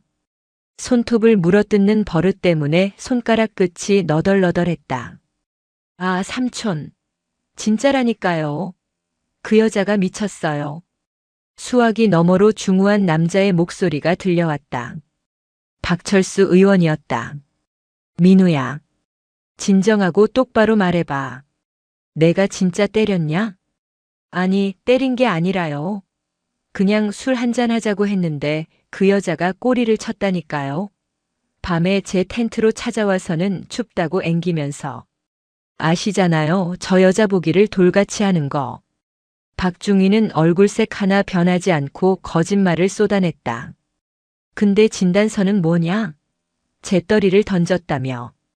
그건 제가 거절하니까 그 여자가 앙심을 품고 자해한 거예요. 아니면 실수로 툭 쳤는데 지가 맞은 척하는 거라고요. 진짜 억울해요, 삼촌. 저군 생활 이제 시작인데 꽃뱀한테 물려서 인생 종치게 생겼어요. 박중희는 짐짓 울먹이는 척 연기했다. 수화기 너머에서 깊은 한숨 소리가 들렸다. 하, 알았다. 넌 가만히 있어. 내가 사단장한테 전화해 놓을 테니까. 대신 너 진짜로 찔리는 거 없지? 나중에 딴소리 나오면 나도 못 막아준다. 당연하죠. 저는 결백합니다. 삼촌만 믿을게요. 전화를 끄는 박중희의 입가에 비열한 미소가 번졌다. 하여간 늙은 여우가 감히 날 건드려. 내가 이기나 보자. 그는 자리에서 일어나 거울을 보며 머리를 매만졌다. 그리고 행정반 문을 벌컥 열고 나갔다. 행정반에는 소대장들과 부사관들이 모여 있었다. 박중희는 일부러 큰 목소리로 떠들었다. 아우 머리야. 야 김소희. 너도 봤지? 어제 강원사님이 술 취해서 나한테 막 들이대는 거. 김소희가 깜짝 놀라 눈을 동그랗게 떴다. 예. 저는. 임마, 남자답게 딱 말해. 강원사님이 평소에 외롭다고 하도 징징대서 내가 받아주느라 힘들었던 거 알잖아. 어제도 텐트에 들어와서 춥다고 내 침낭으로 들어오려고 했잖아. 내가 밀쳐내다가 재떨이가 떨어진 거고. 안 그래? 박중희의 눈빛이 김소희를 쏘아봤다. 내 말에 맞춰라, 안 그러면 너도 죽는다는 무언의 협박이었다.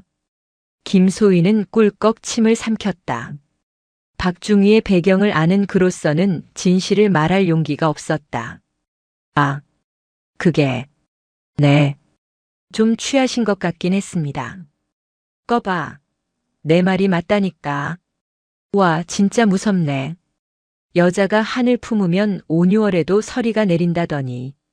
내가 안 받아주니까 이렇게 사람을 매장하려고 하네. 박중희는 혀를 차며 고개를 저었다. 행정반 안에 있던 중사들과 하사들이 수군거리기 시작했다. 진짜야? 강원사님이? 에이 설마. 평소에 얼마나 깐깐하신 분인데. 아니지, 여자는 모르잖아. 나이도 있고 혼자 사니까. 밤에 술 들어가면 또 모르지. 하긴 중대장님이 젊고 잘생기긴 했잖아. 혹해서 그랬을 수도 있겠다. 거짓말은 바이러스처럼 순식간에 퍼져나갔다. 박중희가 뿌린 독은 사람들의 의심을 먹고 자라났다. 1월 24일 점심시간 병영식당.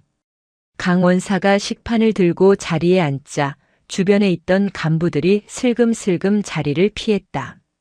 마치 전염병 환자를 대하는 듯한 태도였다. 저기 봐. 그 얼굴에 철판 깔고 밥이 넘어가나 봐. 독하다 독해. 어떻게 자해 공갈을 하냐. 중대장님 불쌍해서 어쩌냐. 똥 밟았지. 뒤통수에 꽂히는 수군거림이 비수처럼 날아왔다. 강원사는 국에 밥을 말며 아무렇지 않은 척했지만 숟가락을 쥔 손은 가늘게 떨리고 있었다. 꽃뱀. 자해 공갈려. 20년 군 생활이 송두리째 부정당하는 기분이었다. 그녀가 흘린 피와 땀은 박중희의 새치, 혀, 놀림에 의해 노처녀의 히스테리와 욕구불만으로 둔갑해 있었다. 그때 누군가 강원사의 맞은편에 털썩 앉았다. 원사님 식사 맛있게 하십시오. 이 하사였다. 그리고 그 옆으로 김 병장과 몇몇 병사들이 식판을 들고 와 앉았다. 너희들, 다른 데 가서 먹지. 강원사가 힘없이 말했다. 싫습니다. 저희는 원사님 믿습니다. 김 병장이 씩씩하게 대답했다. 맞습니다. 중대장 그 새끼가. 아니, 그 사람이 헛소리하고 다니는 거 다 압니다. 병사들은 아무도 안 믿습니다. 원사님이 어떤 분인지 저희가 제일 잘 알지 않습니까? 이 하사가 주먹을 불끈 쥐며 말했다. 제가 찍은 영상도 있고 애들이 쓴 탄원서도 모으고 있습니다. 절대 안 집니다. 힘내십시오. 강원사는 밥을 먹다 말고 고개를 숙였다. 뜨거운 것이 모굴대를 치고 올라왔다. 억울함 때문이 아니었다. 자신을 믿어주는 이 작은 영웅들에 대한 고마움 때문이었다. 고맙다. 정말 고맙다. 그녀는 눈물을 밥과 함께 삼켰다. 그리고 다시 한번 다짐했다. 이들을 위해서라도 절대 물러서지 않겠노라고. 1월 25일 감찰조사실. 사단 감찰부에서 내려온 소령이 강원사를 신문하고 있었다. 말이 좋아 조사지 분위기는 취조에 가까웠다. 강원사. 솔직히 말해봅시다. 그날 술 본인이 먼저 달라고 한 거 아닙니까? 감찰관은 서류를 넘기며 건조하게 물었다. 아닙니다. 박중희가 권유했고 저는 거절했습니다. 박중희 진술은 다른데요. 강 원사가 평소에도 외롭다는 말을 자주 했고 그날도 먼저 텐트에 찾아와서 신체 접촉을 시도했다고 하던데. 증인도 있어요. 김소희가 봤다는데요. 김소희는 박중희의 압박을 받고 있을 겁니다. 증거 있습니까? 압박을 받았다는 증거. 감찰관이 펜을 딱 내려놓으며 강 원사를 노려보았다. 강 원사. 당신 지금 굉장히 불리해. 장교를, 그것도 국회의원 조카를 무고한 혐의가 인정되면 파면은 물론이고 형사처벌까지 받을 수 있어. 지금이라도 인정하고 선처를 구하는 게 어때? 이미 결론은 정해져 있었다. 사단장부터 대대장, 감찰관까지 모두 한통속이었다. 박철수 의원의 전화 한 통이 군대의 정의를 마비시킨 것이다. 그들은 진실을 밝히는 것보다 시끄러운 잡음을 빨리 덮는 것에만 관심이 있었다. 강 원사는 입을 다물었다. 지금 여기서 녹음기를 꺼내봤자 이들은 그것마저 묵살하거나 조작할 것이 분명했다. 결정적인 한 방은 가장 높은 곳에서 가장 많은 사람이 보는 앞에서 터뜨려야 했다. 저는 거짓을 말하지 않았습니다. 징계위원회를 열어주십시오. 정식 재판을 원합니다. 이 사람 진짜 끝까지 가보자 이거네. 감찰관은 비웃으며 서류에 무언가를 휘갈겨 썼다. 피해자 코스프레 및 진술 번복 거부. 개전의 정의 없음. 좋아. 원한다면 열어주지. 징계위원회는 3일 뒤다. 그때 가서 후회해도 소용없어. 옷 벗을 준비나 해. 강 원사는 조사실을 나왔다. 복도 끝 창문으로 겨울 해가 지고 있었다. 붉은 노을이 마치 피처럼 번져 있었다. 그녀는 주머니 속에 낡은 피처폰을 꺼냈다. 스마트폰이 아닌 비상용으로 가지고 다니던 구형폰이었다. 저장된 번호는 단 하나. 아빠. 그녀는 통화 버튼을 누르려다 멈췄다. 엄지손가락이 허공에서 떨렸다. 아니야. 아직 아니야. 지금 아버지에게 전화하면 아버지는 당장이라도 탱크를 몰고 올 것이다. 박중희는 박살 나겠지만 사람들은 역시 사스타 딸이라 이겼네라고 수군거릴 것이다. 강 원사는 자신의 힘으로 법과 규정으로 놈을 벼랑 끝까지 몰아붙이고 싶었다. 그리고 놈이 가장 안심하고 승리를 확신하는 그 순간 아버지가 등장해야 한다. 그래야 놈의 절망이 더 깊고 처참할 테니까. 그녀는 핸드폰을 닫았다. 그때 복도 저편에서 박중희가 걸어왔다. 그는 강 원사를 보고 멈춰 서더니 껌을 짝 씹으며 다가왔다. 어이, 꽃뱀 원사님. 조사 잘 받았어? 강 원사는 그를 무시하고 지나치려 했다. 박중희가 앞을 가로막았다. 내 말 심냐? 야, 너 진짜 징계위 갈 거야? 거기 가면 너 진짜 끝장이야. 퇴직금도 못 받고 쫓겨난다고. 내가 마지막으로 기회 줄 때 그냥 덮지? 비켜주십시오. 와, 독하네 독해. 그래, 어디 한번 해봐. 우리 삼촌이 변호사 군단 꾸려놨으니까. 넌 변호사 살 돈은 있냐? 아, 그 알량한 월급 모아서 사려나? 박중희는 낄낄거리며 강 원사의 어깨를 툭 밀쳤다. 잘해봐요, 아줌마. 3일 뒤에 울고불고 매달려도 난 안 봐줄 거니까. 박중희는 휘파람을 불며 사라졌다. 강 원사는 그 뒷모습을 보며 안경을 고쳐 썼다. 안경알 너머 그녀의 눈빛은 더 이상 흔들리지 않았다. 그래. 3일 뒤다. 그녀는 집무실로 돌아와 컴퓨터를 켰다. 그리고 작성해 두었던 징계위원회 제출 자료 폴더를 열었다. 그 안에는 박중희의 비위 사실이 기록된 엑셀 파일, 김병장과 이 하사가 보내준 사진과 영상, 그리고 그날 밤의 녹음 파일이 저장되어 있었다. 강 원사는 마지막으로 파일 하나를 더 추가했다. 방금 대대장이 건네려던 돈 봉투를 찍은 사진이었다. 모조리 다 태워버리겠다. 강 원사의 손가락이 엔터키를 눌렀다. 그것은 파멸의 카운트다운을 알리는 신호탄이었다. 3일 뒤 백곰대대 연병장에서 펼쳐질 피해 축제를 위해 그녀는 침묵 속에서 칼날을 갈고 또 갈았다. 인제의 밤바람이 창문을 때리며 울부짖었지만 그녀의 가슴 속에 타오르는 복수의 불길은 꺼지지 않았다. 1월 28일 오후 2시 사단 사령부 본청 3층 징계위원회 심의실. 창문 하나 없는 밀실의 공기는 납덩이처럼 무거웠다. 형광등의 창백한 불빛 아래 징계위원회라는 명패가 놓인 디귿자 형태의 테이블에는 심사위원 5명이 앉아 있었다. 위원장석에는 사단 인사참모인 최 대령이 팔짱을 낀 채 앉아 있었고 양옆으로 법무참모, 감찰참모, 그리고 예하부대 대대장들이 배석했다. 그 맞은편 피징계자석에는 강지원 원사가 홀로 앉아 있었다. 그녀의 정복 왼쪽 가슴에는 지난 20년간 받아온 표창 약장들이 훈장처럼 달려 있었지만 위원들의 눈에는 그저 죄인의 낙인처럼 보일 뿐이었다. 지금부터 육군 제12보병사단 징계위원회를 개회하겠습니다. 안건은 백곰대대 소속 원사 강지원의 상관 모욕, 하극상, 그리고 무고 및 명예훼손 혐의입니다. 법무참모의 건조한 개회 선언과 함께 최 대령이 안경 너머로 강 원사를 힐끔 쳐다보았다. 귀찮다는 기색이 역력했다.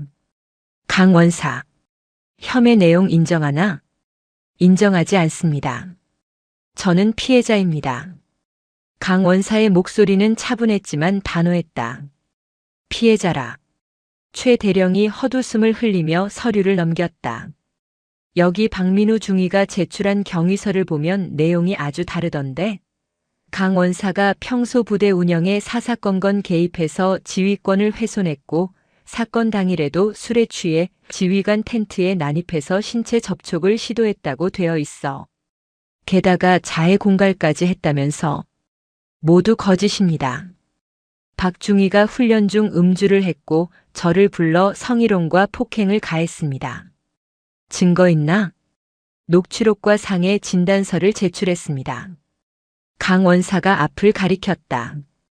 하지만 최 대령은 녹취록이 담긴 USB를 손가락으로 까딱거리며 밀어냈다. 이거 말인가? 법무참모, 이거 증거 능력 있나? 옆에 있던 법무참모가 기다렸다는 듯 마이크를 잡았다. 통신비밀보호법상 타인 간의 대화를 몰래 녹음한 것은 증거로 채택되기 어렵습니다. 또한 제출된 파일이 편집되지 않았다는 보장도 없으며 무엇보다 당시 상황을 보면 강 원사가 의도적으로 박중희를 자극하여 발언을 유도한 함정의 정황이 보입니다. 이를 증거로 인정하기에는 신빙성이 부족합니다. 들었지? 우리 군법이 그래.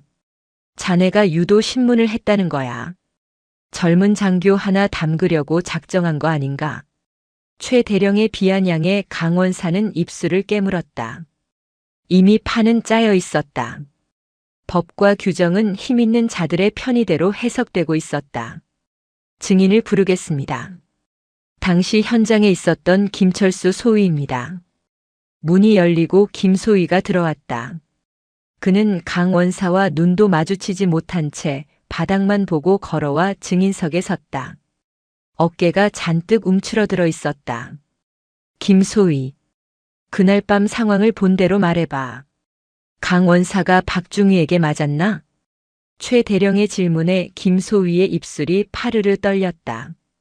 그는 힐끔 강 원사를 보았다가 곧바로 방청석 구석에 앉아있는 박중희와 눈이 마주쳤다.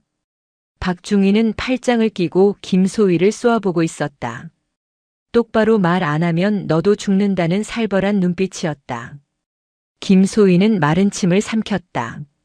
진실을 말하면 자신의 군 생활도 끝장날 것이라는 공포가 양심을 집어삼켰다. 그게 저는 못 봤습니다. 못 봤다? 소리가 들렸을 거 아니야. 바람 소리가 너무 커서. 안에서 무슨 대화가 오가는지는 못 들었고, 나중에 강 원사님이 나오실 때 보니까 혼자 넘어지신 것 같기도 하고. 김소희. 강 원사가 참지 못하고 소리쳤다. 자네 내 얼굴에 흐르던 피를 보고 놀라서 구급상자 찾으러 갔었잖아. 그걸 기억 못해? 조용히 해. 발언권 얻고 말해. 최 대령이 책상을 쾅 내리쳤다. 김소희 계속해. 강 원사님이 평소에 좀 중대장님께 집착하는 경향이 있으셨습니다. 회식 때도 옆자리에 앉으려 하시고 그날 밤도 먼저 텐트로 찾아오셨습니다. 거짓말. 완벽한 위증이었다. 강 원사는 허탈함에 눈을 감았다. 자신이 아들처럼 챙겨주고 업무를 가르쳐 주었던 김소희였다. 권력의 공포 앞에서는 전후에도 양심도 휴지 조각에 불과했다. 됐어. 나가봐. 김소희가 도망치듯 나간 뒤 최 대령은 승리감에 도취한 듯 의자에 등을 기대었다. 강 원사. 상황 파악이 좀 되나? 모든 정황과 증언이 자네가 가해자라고 말하고 있어. 20년 군 생활 명예롭게 마무리하고 싶으면 지금이라도 혐의 인정하고 박중희한테 사과해. 그러면 파면은 면하게 해주지. 이것은 재판이 아니었다. 인민재판이자 짜고 치는 고스톱이었다. 강 원사는 천천히 눈을 떴다. 사과라니요. 제가 왜 범죄자에게 사과를 합니까? 뭐? 범죄자? 박민우 중위는 군인의 수치입니다. 그리고 그를 감싸는 위원장님과 위원들도 부끄러운 줄 아십시오. 저는 제 명예를 걸고 끝까지 싸울 겁니다. 강 원사의 서슬 퍼런 일갈에 장내 분위기가 싸늘해졌다. 최 대령의 얼굴이 불그락푸르락해졌다. 감히 일개 부사관이 대령에게, 그것도 징계위원장에게 훈계질을 하다니. 이 여자가 진짜 미쳤나? 정회. 10분간 정회한다. 결론 정해졌으니까 다들 화장실이나 다녀와. 최 대령이 신경질적으로 서류를 집어 던지고 나갔다. 징계위원들이 우르르 그 뒤를 따랐다. 심의실에는 강 원사 혼자 남겨졌다. 그녀는 떨리는 손으로 물잔을 집어들었다. 물비린내가 역하게 올라왔지만 타들어가는 속을 식히기 위해 억지로 삼켰다. 그때 문이 열리고 박민우 중위가 들어왔다. 그는 주머니에 손을 찔러 넣은 채 껄렁껄렁한 걸음으로 강 원사에게 다가왔다. 그의 입가에는 비열한 미소가 걸려 있었다. 어이구, 우리 강 원사님. 꼴이 말이 아니시네. 그러게 내가 뭘 했어요. 좋게 좋게 가자니까. 박중희는 강 원사의 맞은편 의자를 빼내어 거꾸로 앉았다. 그리고 턱을 괴고 그녀를 빤히 쳐다보았다. 재밌죠? 20년 동안 쎄 빠지게 군 생활했는데 하루아침에 꽃뱀 되고 미친년 되는 거. 군대가 원래 이런 곳이에요.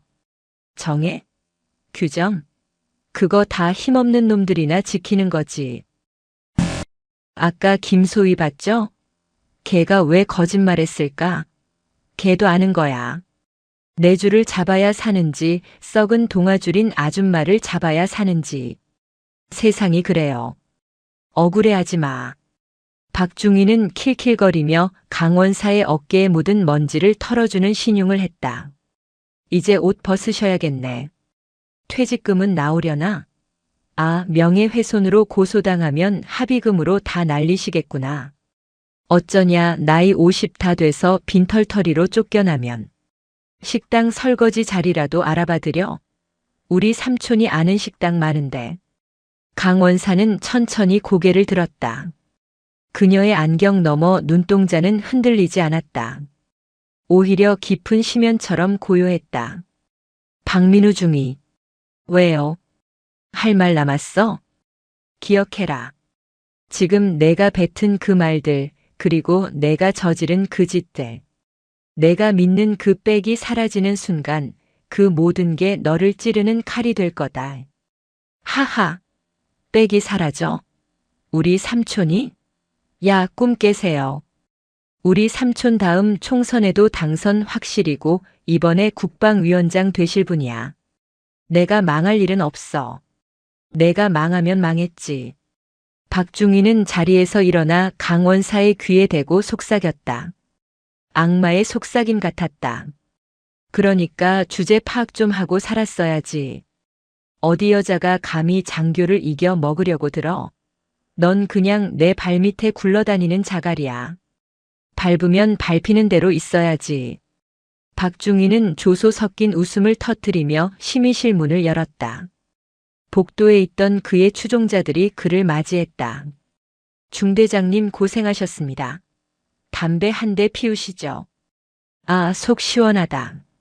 저 아줌마 표정 봤냐? 썩어 들어가던데? 문이 닫히는 순간까지 그들의 웃음소리가 강원사의 귓가를 때렸다. 강원사는 주먹을 꽉 쥐었다. 손톱이 손바닥을 파고들어 피가 배어나왔다. 하지만 그녀는 울지 않았다. 지금 울면 지는 것이다. 그래, 밟아라. 마음껏 밟아라. 그녀는 테이블 밑으로 손을 내려 주머니 속의 낡은 피처폰을 만지작거렸다. 징계위가 재개되면 그들은 파면을 선고할 것이다. 군인으로서의 사형 선고. 박중희는 승리의 축배를 들 것이고 세상은 권력의 승리라고 떠들 것이다. 하지만 그들은 모른다. 이 징계위원회가 끝이 아니라 거대한 폭풍의 시작이라는 것을. 강원사는 폰을 꺼냈다. 액정 화면에 아빠라는 두 글자가 선명하게 떠올랐다.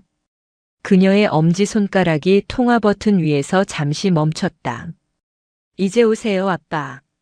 그녀는 나직이 중얼거리며 버튼을 눌렀다.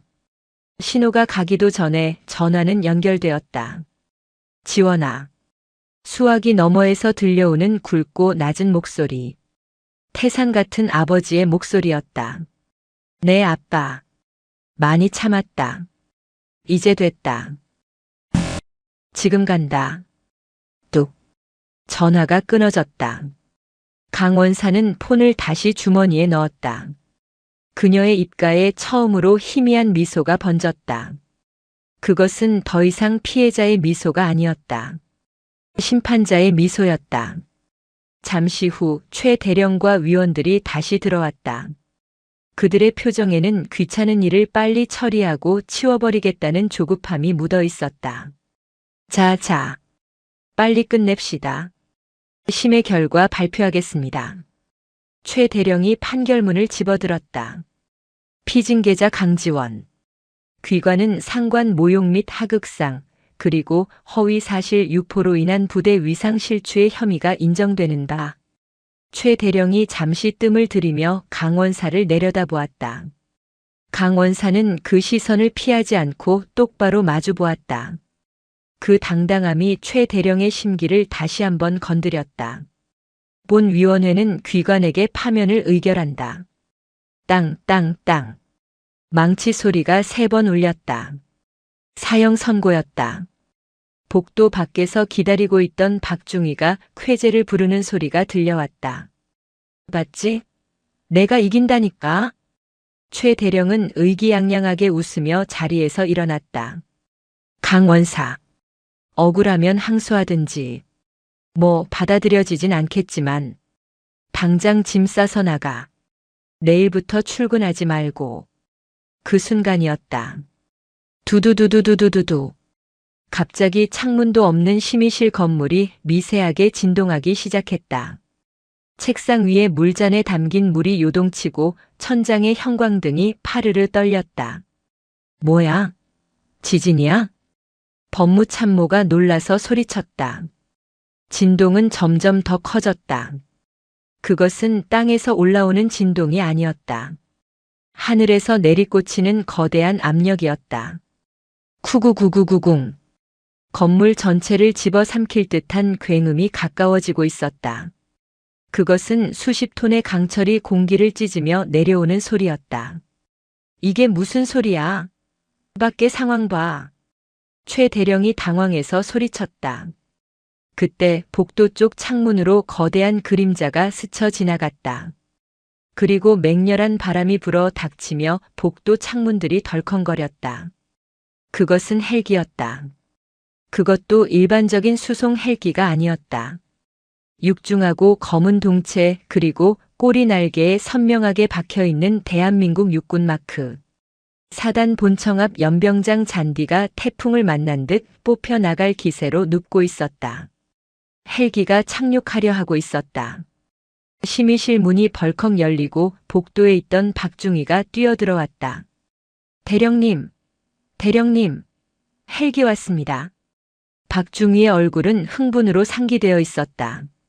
무슨 헬기야? 사단장님 헬기는 아까 나갔는데. 아닙니다. 저거 우리 삼촌이 보낸 것 같습니다. 제가 아까 삼촌한테 징계위 끝났다고 문자 보냈거든요. 아마 국방부 장관님이나 높은 분 태우고 격려차 오신 것 같습니다. 박중희는 완전히 착각에 빠져 있었다. 자신의 승리를 축하해주러 삼촌이 거물급 인사를 보냈다고 믿어 의심치 않았다. 뭐? 국방부 장관? 최 대령의 눈이 휘둥그레졌다. 만약 그렇다면 이건 엄청난 기회였다. 박 의원 라인을 제대로 탈 수 있는 절호의 기회. 야, 뭐해? 빨리 영접 나가야지. 강원사 너는 여기 처박혀 있어. 어디 죄인 얼굴을 들이밀어. 최 대령은 징계위 서류를 내팽개치고 허둥지둥 온매무새를 다듬었다. 박중희도 신이 나서 머리를 빗어넘겼다. 가시죠, 대령님. 제가 삼촌한테 대령님 얘기 잘 해놓겠습니다. 어이구, 박중희. 아니지, 박 의원님 조카님. 갑시다, 가. 그들은 서로를 추켜 세우며 심의실을 뛰쳐나갔다. 복도는 헬기 소음과 영접을 위해 뛰어나오는 간부들로 아수라장이 되었다. 강 원사는 그 혼란스러운 풍경을 뒤로한 채 천천히 자리에서 일어났다. 죄인이라. 그녀는 모자를 고쳐 썼다. 죄인이 누구인지 이제 똑똑히 보게 될 거다. 그녀는 천천히 복도로 걸어 나갔다. 발걸음 하나하나에 묵직한 확신이 실려 있었다. 밖에서 들려오는 헬기의 로터 소리가 마치 그녀의 심장 박동처럼 쿵, 쿵, 쿵 울렸다. 연병장은 거대한 모래 폭풍이 일고 있었다. 검은색 UH-60 블랙호크 헬기가 굉음을 내며 착륙하고 있었다.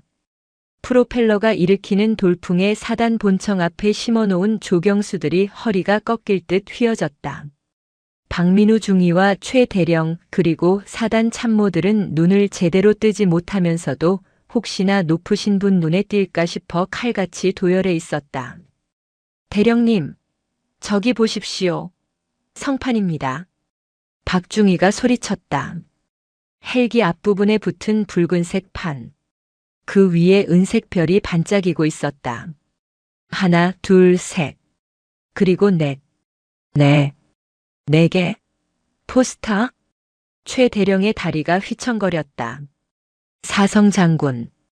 대한민국 국군의 단 7명뿐인 대장. 그 중에서도 육군의 정점인 육군참모총장이었다. 대박. 삼촌이 진짜 힘 좀 썼나 보네. 참모총장님이 직접 오시다니. 박중희는 입이 귀에 걸렸다. 자기 징계 하나 해결해 주려고 총장이 직접 행차했다고 믿는 그 무식한 자신감은 하늘을 찌르고 있었다. 박중희, 자네 진짜 대단하구만. 내가 자네 믿고 있었어. 최 대령은 박중희의 손을 잡고 흔들며 아부를 떨었다. 사단장도 소식을 듣고 집무실에서 버선발로 뛰어나오고 있었다. 헬기의 로터가 멈추고 문이 스르륵 열렸다. 가장 먼저 내린 것은 선글라스를 낀 헌병 경호대원들이었다. 그들은 순식간에 헬기 주변을 에워싸고 경계 태세를 갖췄다. 살벌한 분위기에 최 대령은 마른 침을 꿀꺽 삼켰다. 그리고 마침내 헬기에서 한 노신사가 내렸다. 큰 키에 꼿꼿한 자세. 세월의 흔적이 묻어나는 주름진 얼굴이지만 눈빛만은 먹이를 노리는 독수리처럼 형형했다. 어깨에 박힌 4개의 별이 햇빛을 받아 눈부시게 빛났다. 대한민국 육군참모총장 강덕만 대장이었다. 총장님, 필승. 사단장이 헐레벌떡 뛰어와 거수 경례를 붙였다. 최 대령과 박중희도 허리가 부러져라 경례했다. 필승. 육군 제12보병사단 인사참모 대령 최. 비켜. 강덕만 총장은 사단장의 경례를 받지도 않은 채 낮게 으르렁거렸다. 예. 내 딸 어디 있냐고 물었다. 총장의 목소리는 크지 않았지만 그 울림은 천둥보다 무거웠다. 연병장에 있던 수십 명의 간부가 순간 얼어붙었다. 딸이라니요? 무슨 말씀이신지. 사단장이 당황해서 되물었다. 총장은 대답 대신 성큼성큼 본청을 향해 걸어갔다. 그의 뒤로 별 두 개소장인 감찰실장과 헌병감이 바짝 따랐다. 박중희는 상황 파악이 안 되어 눈만 껌벅거렸다. 내 딸이라니? 총장 딸이 여기 있다고. 그때였다. 본청 현관의 자동문이 열리고 한 여군이 걸어 나왔다. 흙먼지 묻은 전투화가 아니라 말끔하게 다림질된 정복 차림의 강지원 원사였다. 그녀는 안경을 벗어 손에 들고 있었다. 그녀의 맨 얼굴은 창백했지만 눈빛만은 그 어느 때보다 맑고 강했다. 총장의 발걸음이 빨라졌다. 그는 도열에 있는 장교들을 거칠게 밀치고 강원사 앞으로 다가갔다. 천하를 호령하던 호랑이 같던 총장의 눈가가 미세하게 떨렸다. 그의 시선이 강원사의 오른쪽 뺨에 머물렀다. 재떨이에 맞아 찢어진 상처 위에 붙은 하얀 거즈. 그것을 보는 순간 총장의 눈에서 불꽃이 튀었다. 지원아. 아빠. 강원사는 담담하게 불렀다. 하지만 그 한마디에 20년간 숨겨왔던 모든 서름이 담겨 있었다. 아빠. 최 대령의 입이 떡 벌어졌다. 사단장은 뒷목을 잡고 휘청거렸다. 강원사가. 총장님 딸. 주변은 충격과 공포의 도가니였다. 20년 동안 묵묵히 행정 업무나 보던 깐깐한 노처녀 주임원사가 사스타의 딸이었다니. 그것도 그냥 딸이 아니라 총장이 끔찍하게 아끼는 막내딸이었다니. 하지만 가장 큰 충격을 받은 건 박민우 중이었다. 그는 지금 눈앞의 상황이 꿈이기를 간절히 바랐다. 말도 안 돼. 거짓말이야. 저 아줌마가. 저 꽃뱀이. 포스타 딸이라고. 그럼 우리 삼촌보다 높은 거잖아. 박중희의 다리가 후들거리기 시작했다. 바지 가랑이가 축축하게 젖어 들어가는 느낌이 들었다. 강덕만 총장은 떨리는 손으로 딸의 뺨에 붙은 거즈를 살짝 어루만졌다. 어떤 놈이냐? 총장이 고개를 돌렸다. 방금 전까지 딸을 보던 애틋한 눈빛은 사라지고 전장을 휩쓰는 사신의 눈빛만이 남았다. 감히 내 귀한 딸 얼굴에 흉터를 낸 놈이 누구냐? 총장의 고함 소리에 연병장이 쩌렁쩌렁 울렸다. 강원사는 천천히 손을 들어 한 사람을 가리켰다. 손가락 끝은 정확히 박민우 중위를 향하고 있었다. 저 사람입니다. 박중희는 숨이 턱 막혔다. 총장의 시선이 그를 향해 꽂혔다. 그 압박감은 마치 탱크가 가슴 위로 올라온 것 같았다. 너냐? 총장이 뚜벅뚜벅 걸어왔다. 박중희는 뒷걸음질 치려 했지만 다리가 굳어 움직이지 않았다. 총장님. 그게 오해가. 오해? 내 딸이 거짓말이라도 했다는 거냐? 아닙니다. 저는 박철수 국회의원 조카입니다. 저희 삼촌이 국방위원. 짝. 박중희의 말이 끝나기도 전에 총장의 손바닥이 박중희의 뺨을 후려쳤다. 고개가 90도로 꺾이며 박중희가 바닥에 나뒹굴었다. 입안이 터져 피가 튀었다. 국회의원? 그래서 총장은 쓰러진 박중희를 내려다보며 사자후를 토했다. 내 삼촌이 국회의원이면 내 딸한테 술 따르라고 해도 되나? 내 놈 빼기 좋으면 부하 얼굴에 재떨이 던져도 되나? 자, 잘못했습니다. 살려주십시오. 박중희는 바닥을 기며 빌었다. 하지만 총장의 분노는 멈추지 않았다. 야전에서 부하들이 추위에 떨 때 따뜻한 텐트에서 술판을 벌여 그리고 그걸 지적하는 부사관을 폭행하고 꽃뱀으로 몰아. 내 놈이 그러고도 군인이야? 장교야? 총장은 박중희의 견장 계급장을 거칠게 뜯어내버렸다. 너 같은 쓰레기한테 이 다이아몬드는 아깝다. 그리고 총장은 뒤에 서 있던 헌병감을 향해 손짓했다. 당장 이 새끼 구속해. 죄목은 상관 모욕, 특수폭행, 성폭력 처벌법 위반, 직권남용 무고죄. 그리고 군형법상 이적 행위까지 검토해.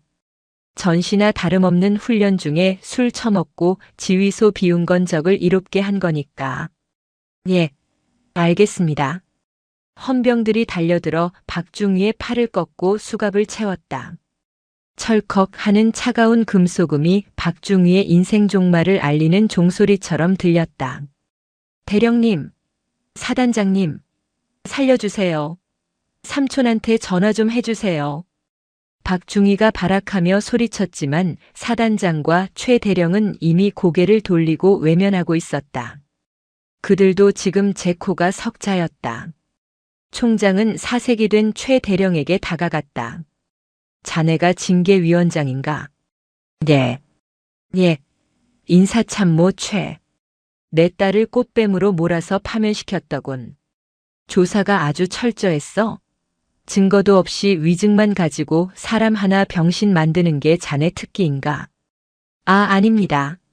저는 그저 절차대로. 닥쳐. 총장은 최 대령의 명찰을 툭툭 쳤다. 자네도 옷 벗어. 감찰 조사 다시 할 거야.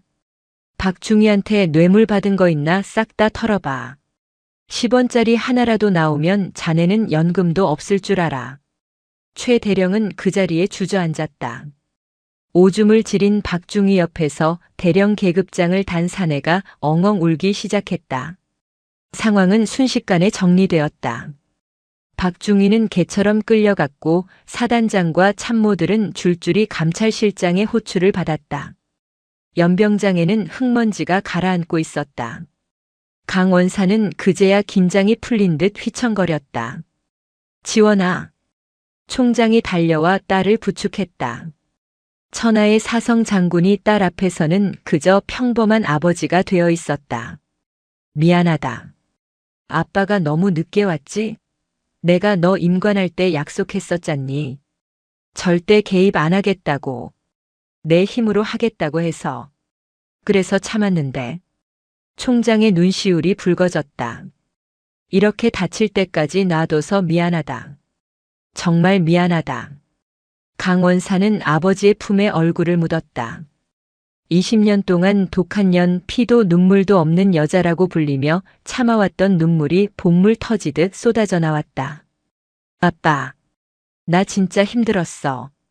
진짜 억울했어. 알아. 안다. 이제 다 끝났어. 아빠가 다 해결할게. 그 누구도 널 건드리지 못하게 할게. 총장은 딸의 등을 토닥였다.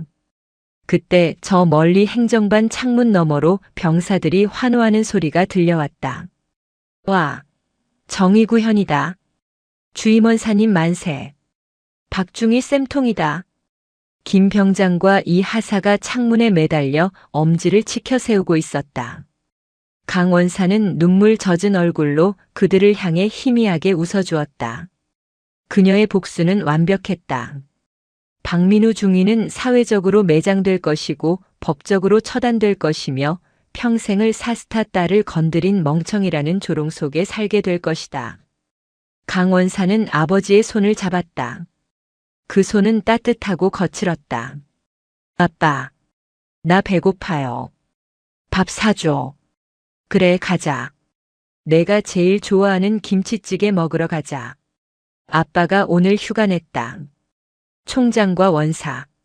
별 4개와 꺾인 V 3개.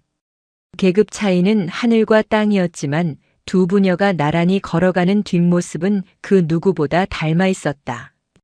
인제의 칼바람이 멈추고 구름 사이로 따스한 햇살이 비치기 시작했다. 백곰대대의 길고 길었던 겨울이 드디어 끝나고 있었다. 1월 28일 오후 4시. 강원도 인제군 제12보병사단 연병장. 상황은 순식간에 정리되었다.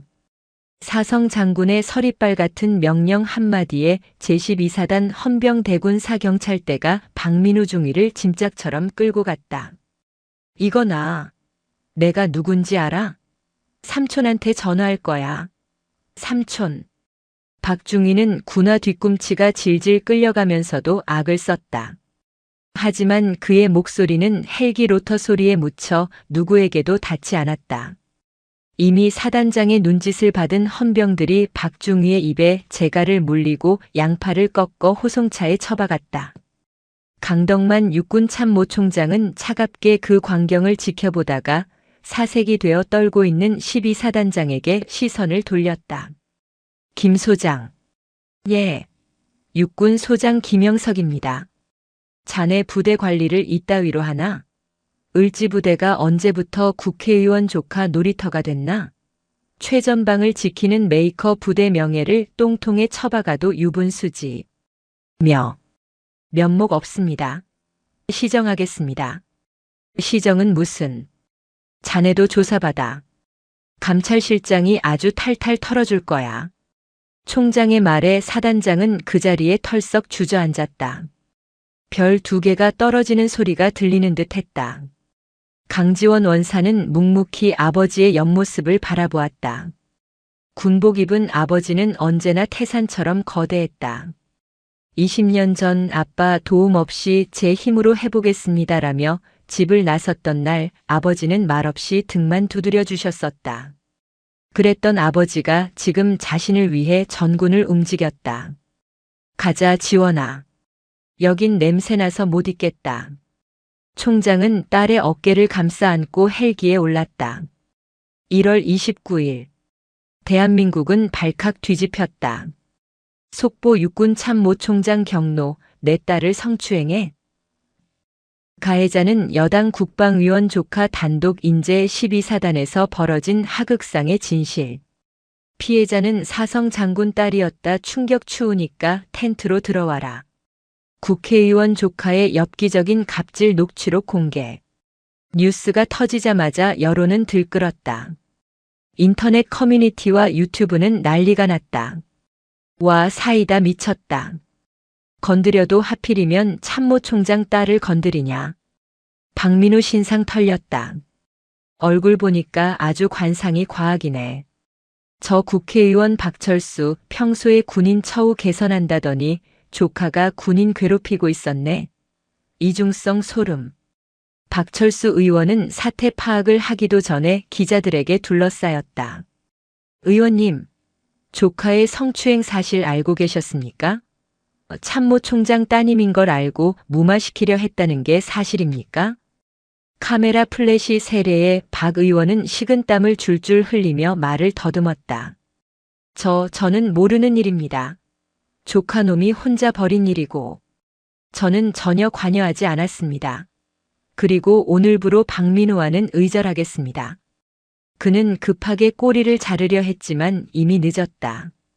강 원사가 제출한 녹취록 중에는 박중위가 우리 삼촌이 다 막아준다고 떠벌리는 내용이 고스란히 들어있었다. 여론은 폭발했고 당 지도부는 즉각 박 의원을 제명 조치했다. 차기 국방위원장은커녕 다음 총선 공천조차 날아가 버린 것이다. 2월 15일 제1야 전군사령부 보통군사법원. 박민우 중위의 1심 선고 공판이 열렸다. 수의를 입은 박민우는 한 달 사이에 10년은 늙어 보였다. 머리는 깎였고 오만하던 눈빛은 초점을 잃은 채 흐리멍덩했다. 방청석에는 그의 부모만이 와서 울고 있었을 뿐 자랑하던 삼촌은 코빼기도 비치지 않았다. 피고인 박민우를 징역 3년에 처한다. 또한 성폭력 치료 프로그램 80시간 이수와 신상정보 등록을 명한다. 땅. 재판장이 주문을 읽어내리는 순간 박민우는 고개를 떨궜다. 실형이었다. 집행유예 따위는 없었다. 군인 신분으로 저지른 하극상과 성범죄, 그리고 무고죄는 죄질이 극히 불량했다. 그는 감옥으로 끌려가면서 방청석 맨 뒷자리에 앉아있는 강원사를 보았다. 그녀는 사복 차림의 단정한 코트를 입고 무표정한 얼굴로 그를 바라보고 있었다. 박민우는 입을 달싹거렸다. 살려주세요라고 말하고 싶었지만 목소리가 나오지 않았다. 강원사는 그를 향해 아주 짧게 입꼬리를 올려 비웃어 주었다. 그리고 미련 없이 법정을 나갔다. 법원 밖에는 약혼녀가 기다리고 있었다. 아니, 전 약혼녀였다. 오빠, 아니 박민우 씨. 우리 끝난 거 알지? 위자료 청구 소송장 보냈으니까 확인해. 쪽팔려서 진짜. 그녀는 박민우의 면전에 침을 뱉고 돌아섰다. 박민우는 헌병들에게 질질 끌려 호송버스에 올랐다. 차창 밖으로 보이는 세상은 이제 그가 다시는 누릴 수 없는 빛이었다. 3월 2일 제12보병사단 백곰 대대 위병소 앞. 따스한 봄 햇살이 내리쬐고 있었다. 강지원 원사는 정복을 입고 위병소 앞에 섰다. 그녀의 손에는 전역증이 들려 있었다. 아버지는 계속 군에 남아도 된다. 원하면 국방부로 발령 내주겠다고 했지만 그녀는 거절했다. 아니요, 아빠. 군인 강지원은 여기까지예요. 이제는 민간인 강지원으로 더 재미있는 걸 해보고 싶어요. 그녀는 마지막으로 부대를 향해 경례를 올렸다. 20년의 청춘을 바친 곳. 억울함도 있었지만 좋은 전우들도 있었던 곳. 필승. 그때 위병소 문이 열리더니 우렁찬 함성이 터져나왔다. 원사님, 가지 마십시오. 어머니, 사랑합니다. 김병장, 이하사 그리고 수백 명의 백곰대대 장병들이 플래카드를 들고 뛰어나오고 있었다. 플래카드에는 강지원 원사님, 당신은 영원한 우리의 주임원사입니다 라고 적혀 있었다. 새로 부임한 대대장과 장교들도 도열해서 박수를 치고 있었다. 강 원사의 눈시울이 붉어졌다. 이 녀석들이 근무 안 서고 뭐 하는 거야? 그녀는 짐짓 엄한 표정을 지으려 했지만 흐르는 눈물을 감출 수 없었다. 병사들이 그녀를 행갈에 쳤다. 푸른 하늘 위로 그녀의 몸이 떠올랐다.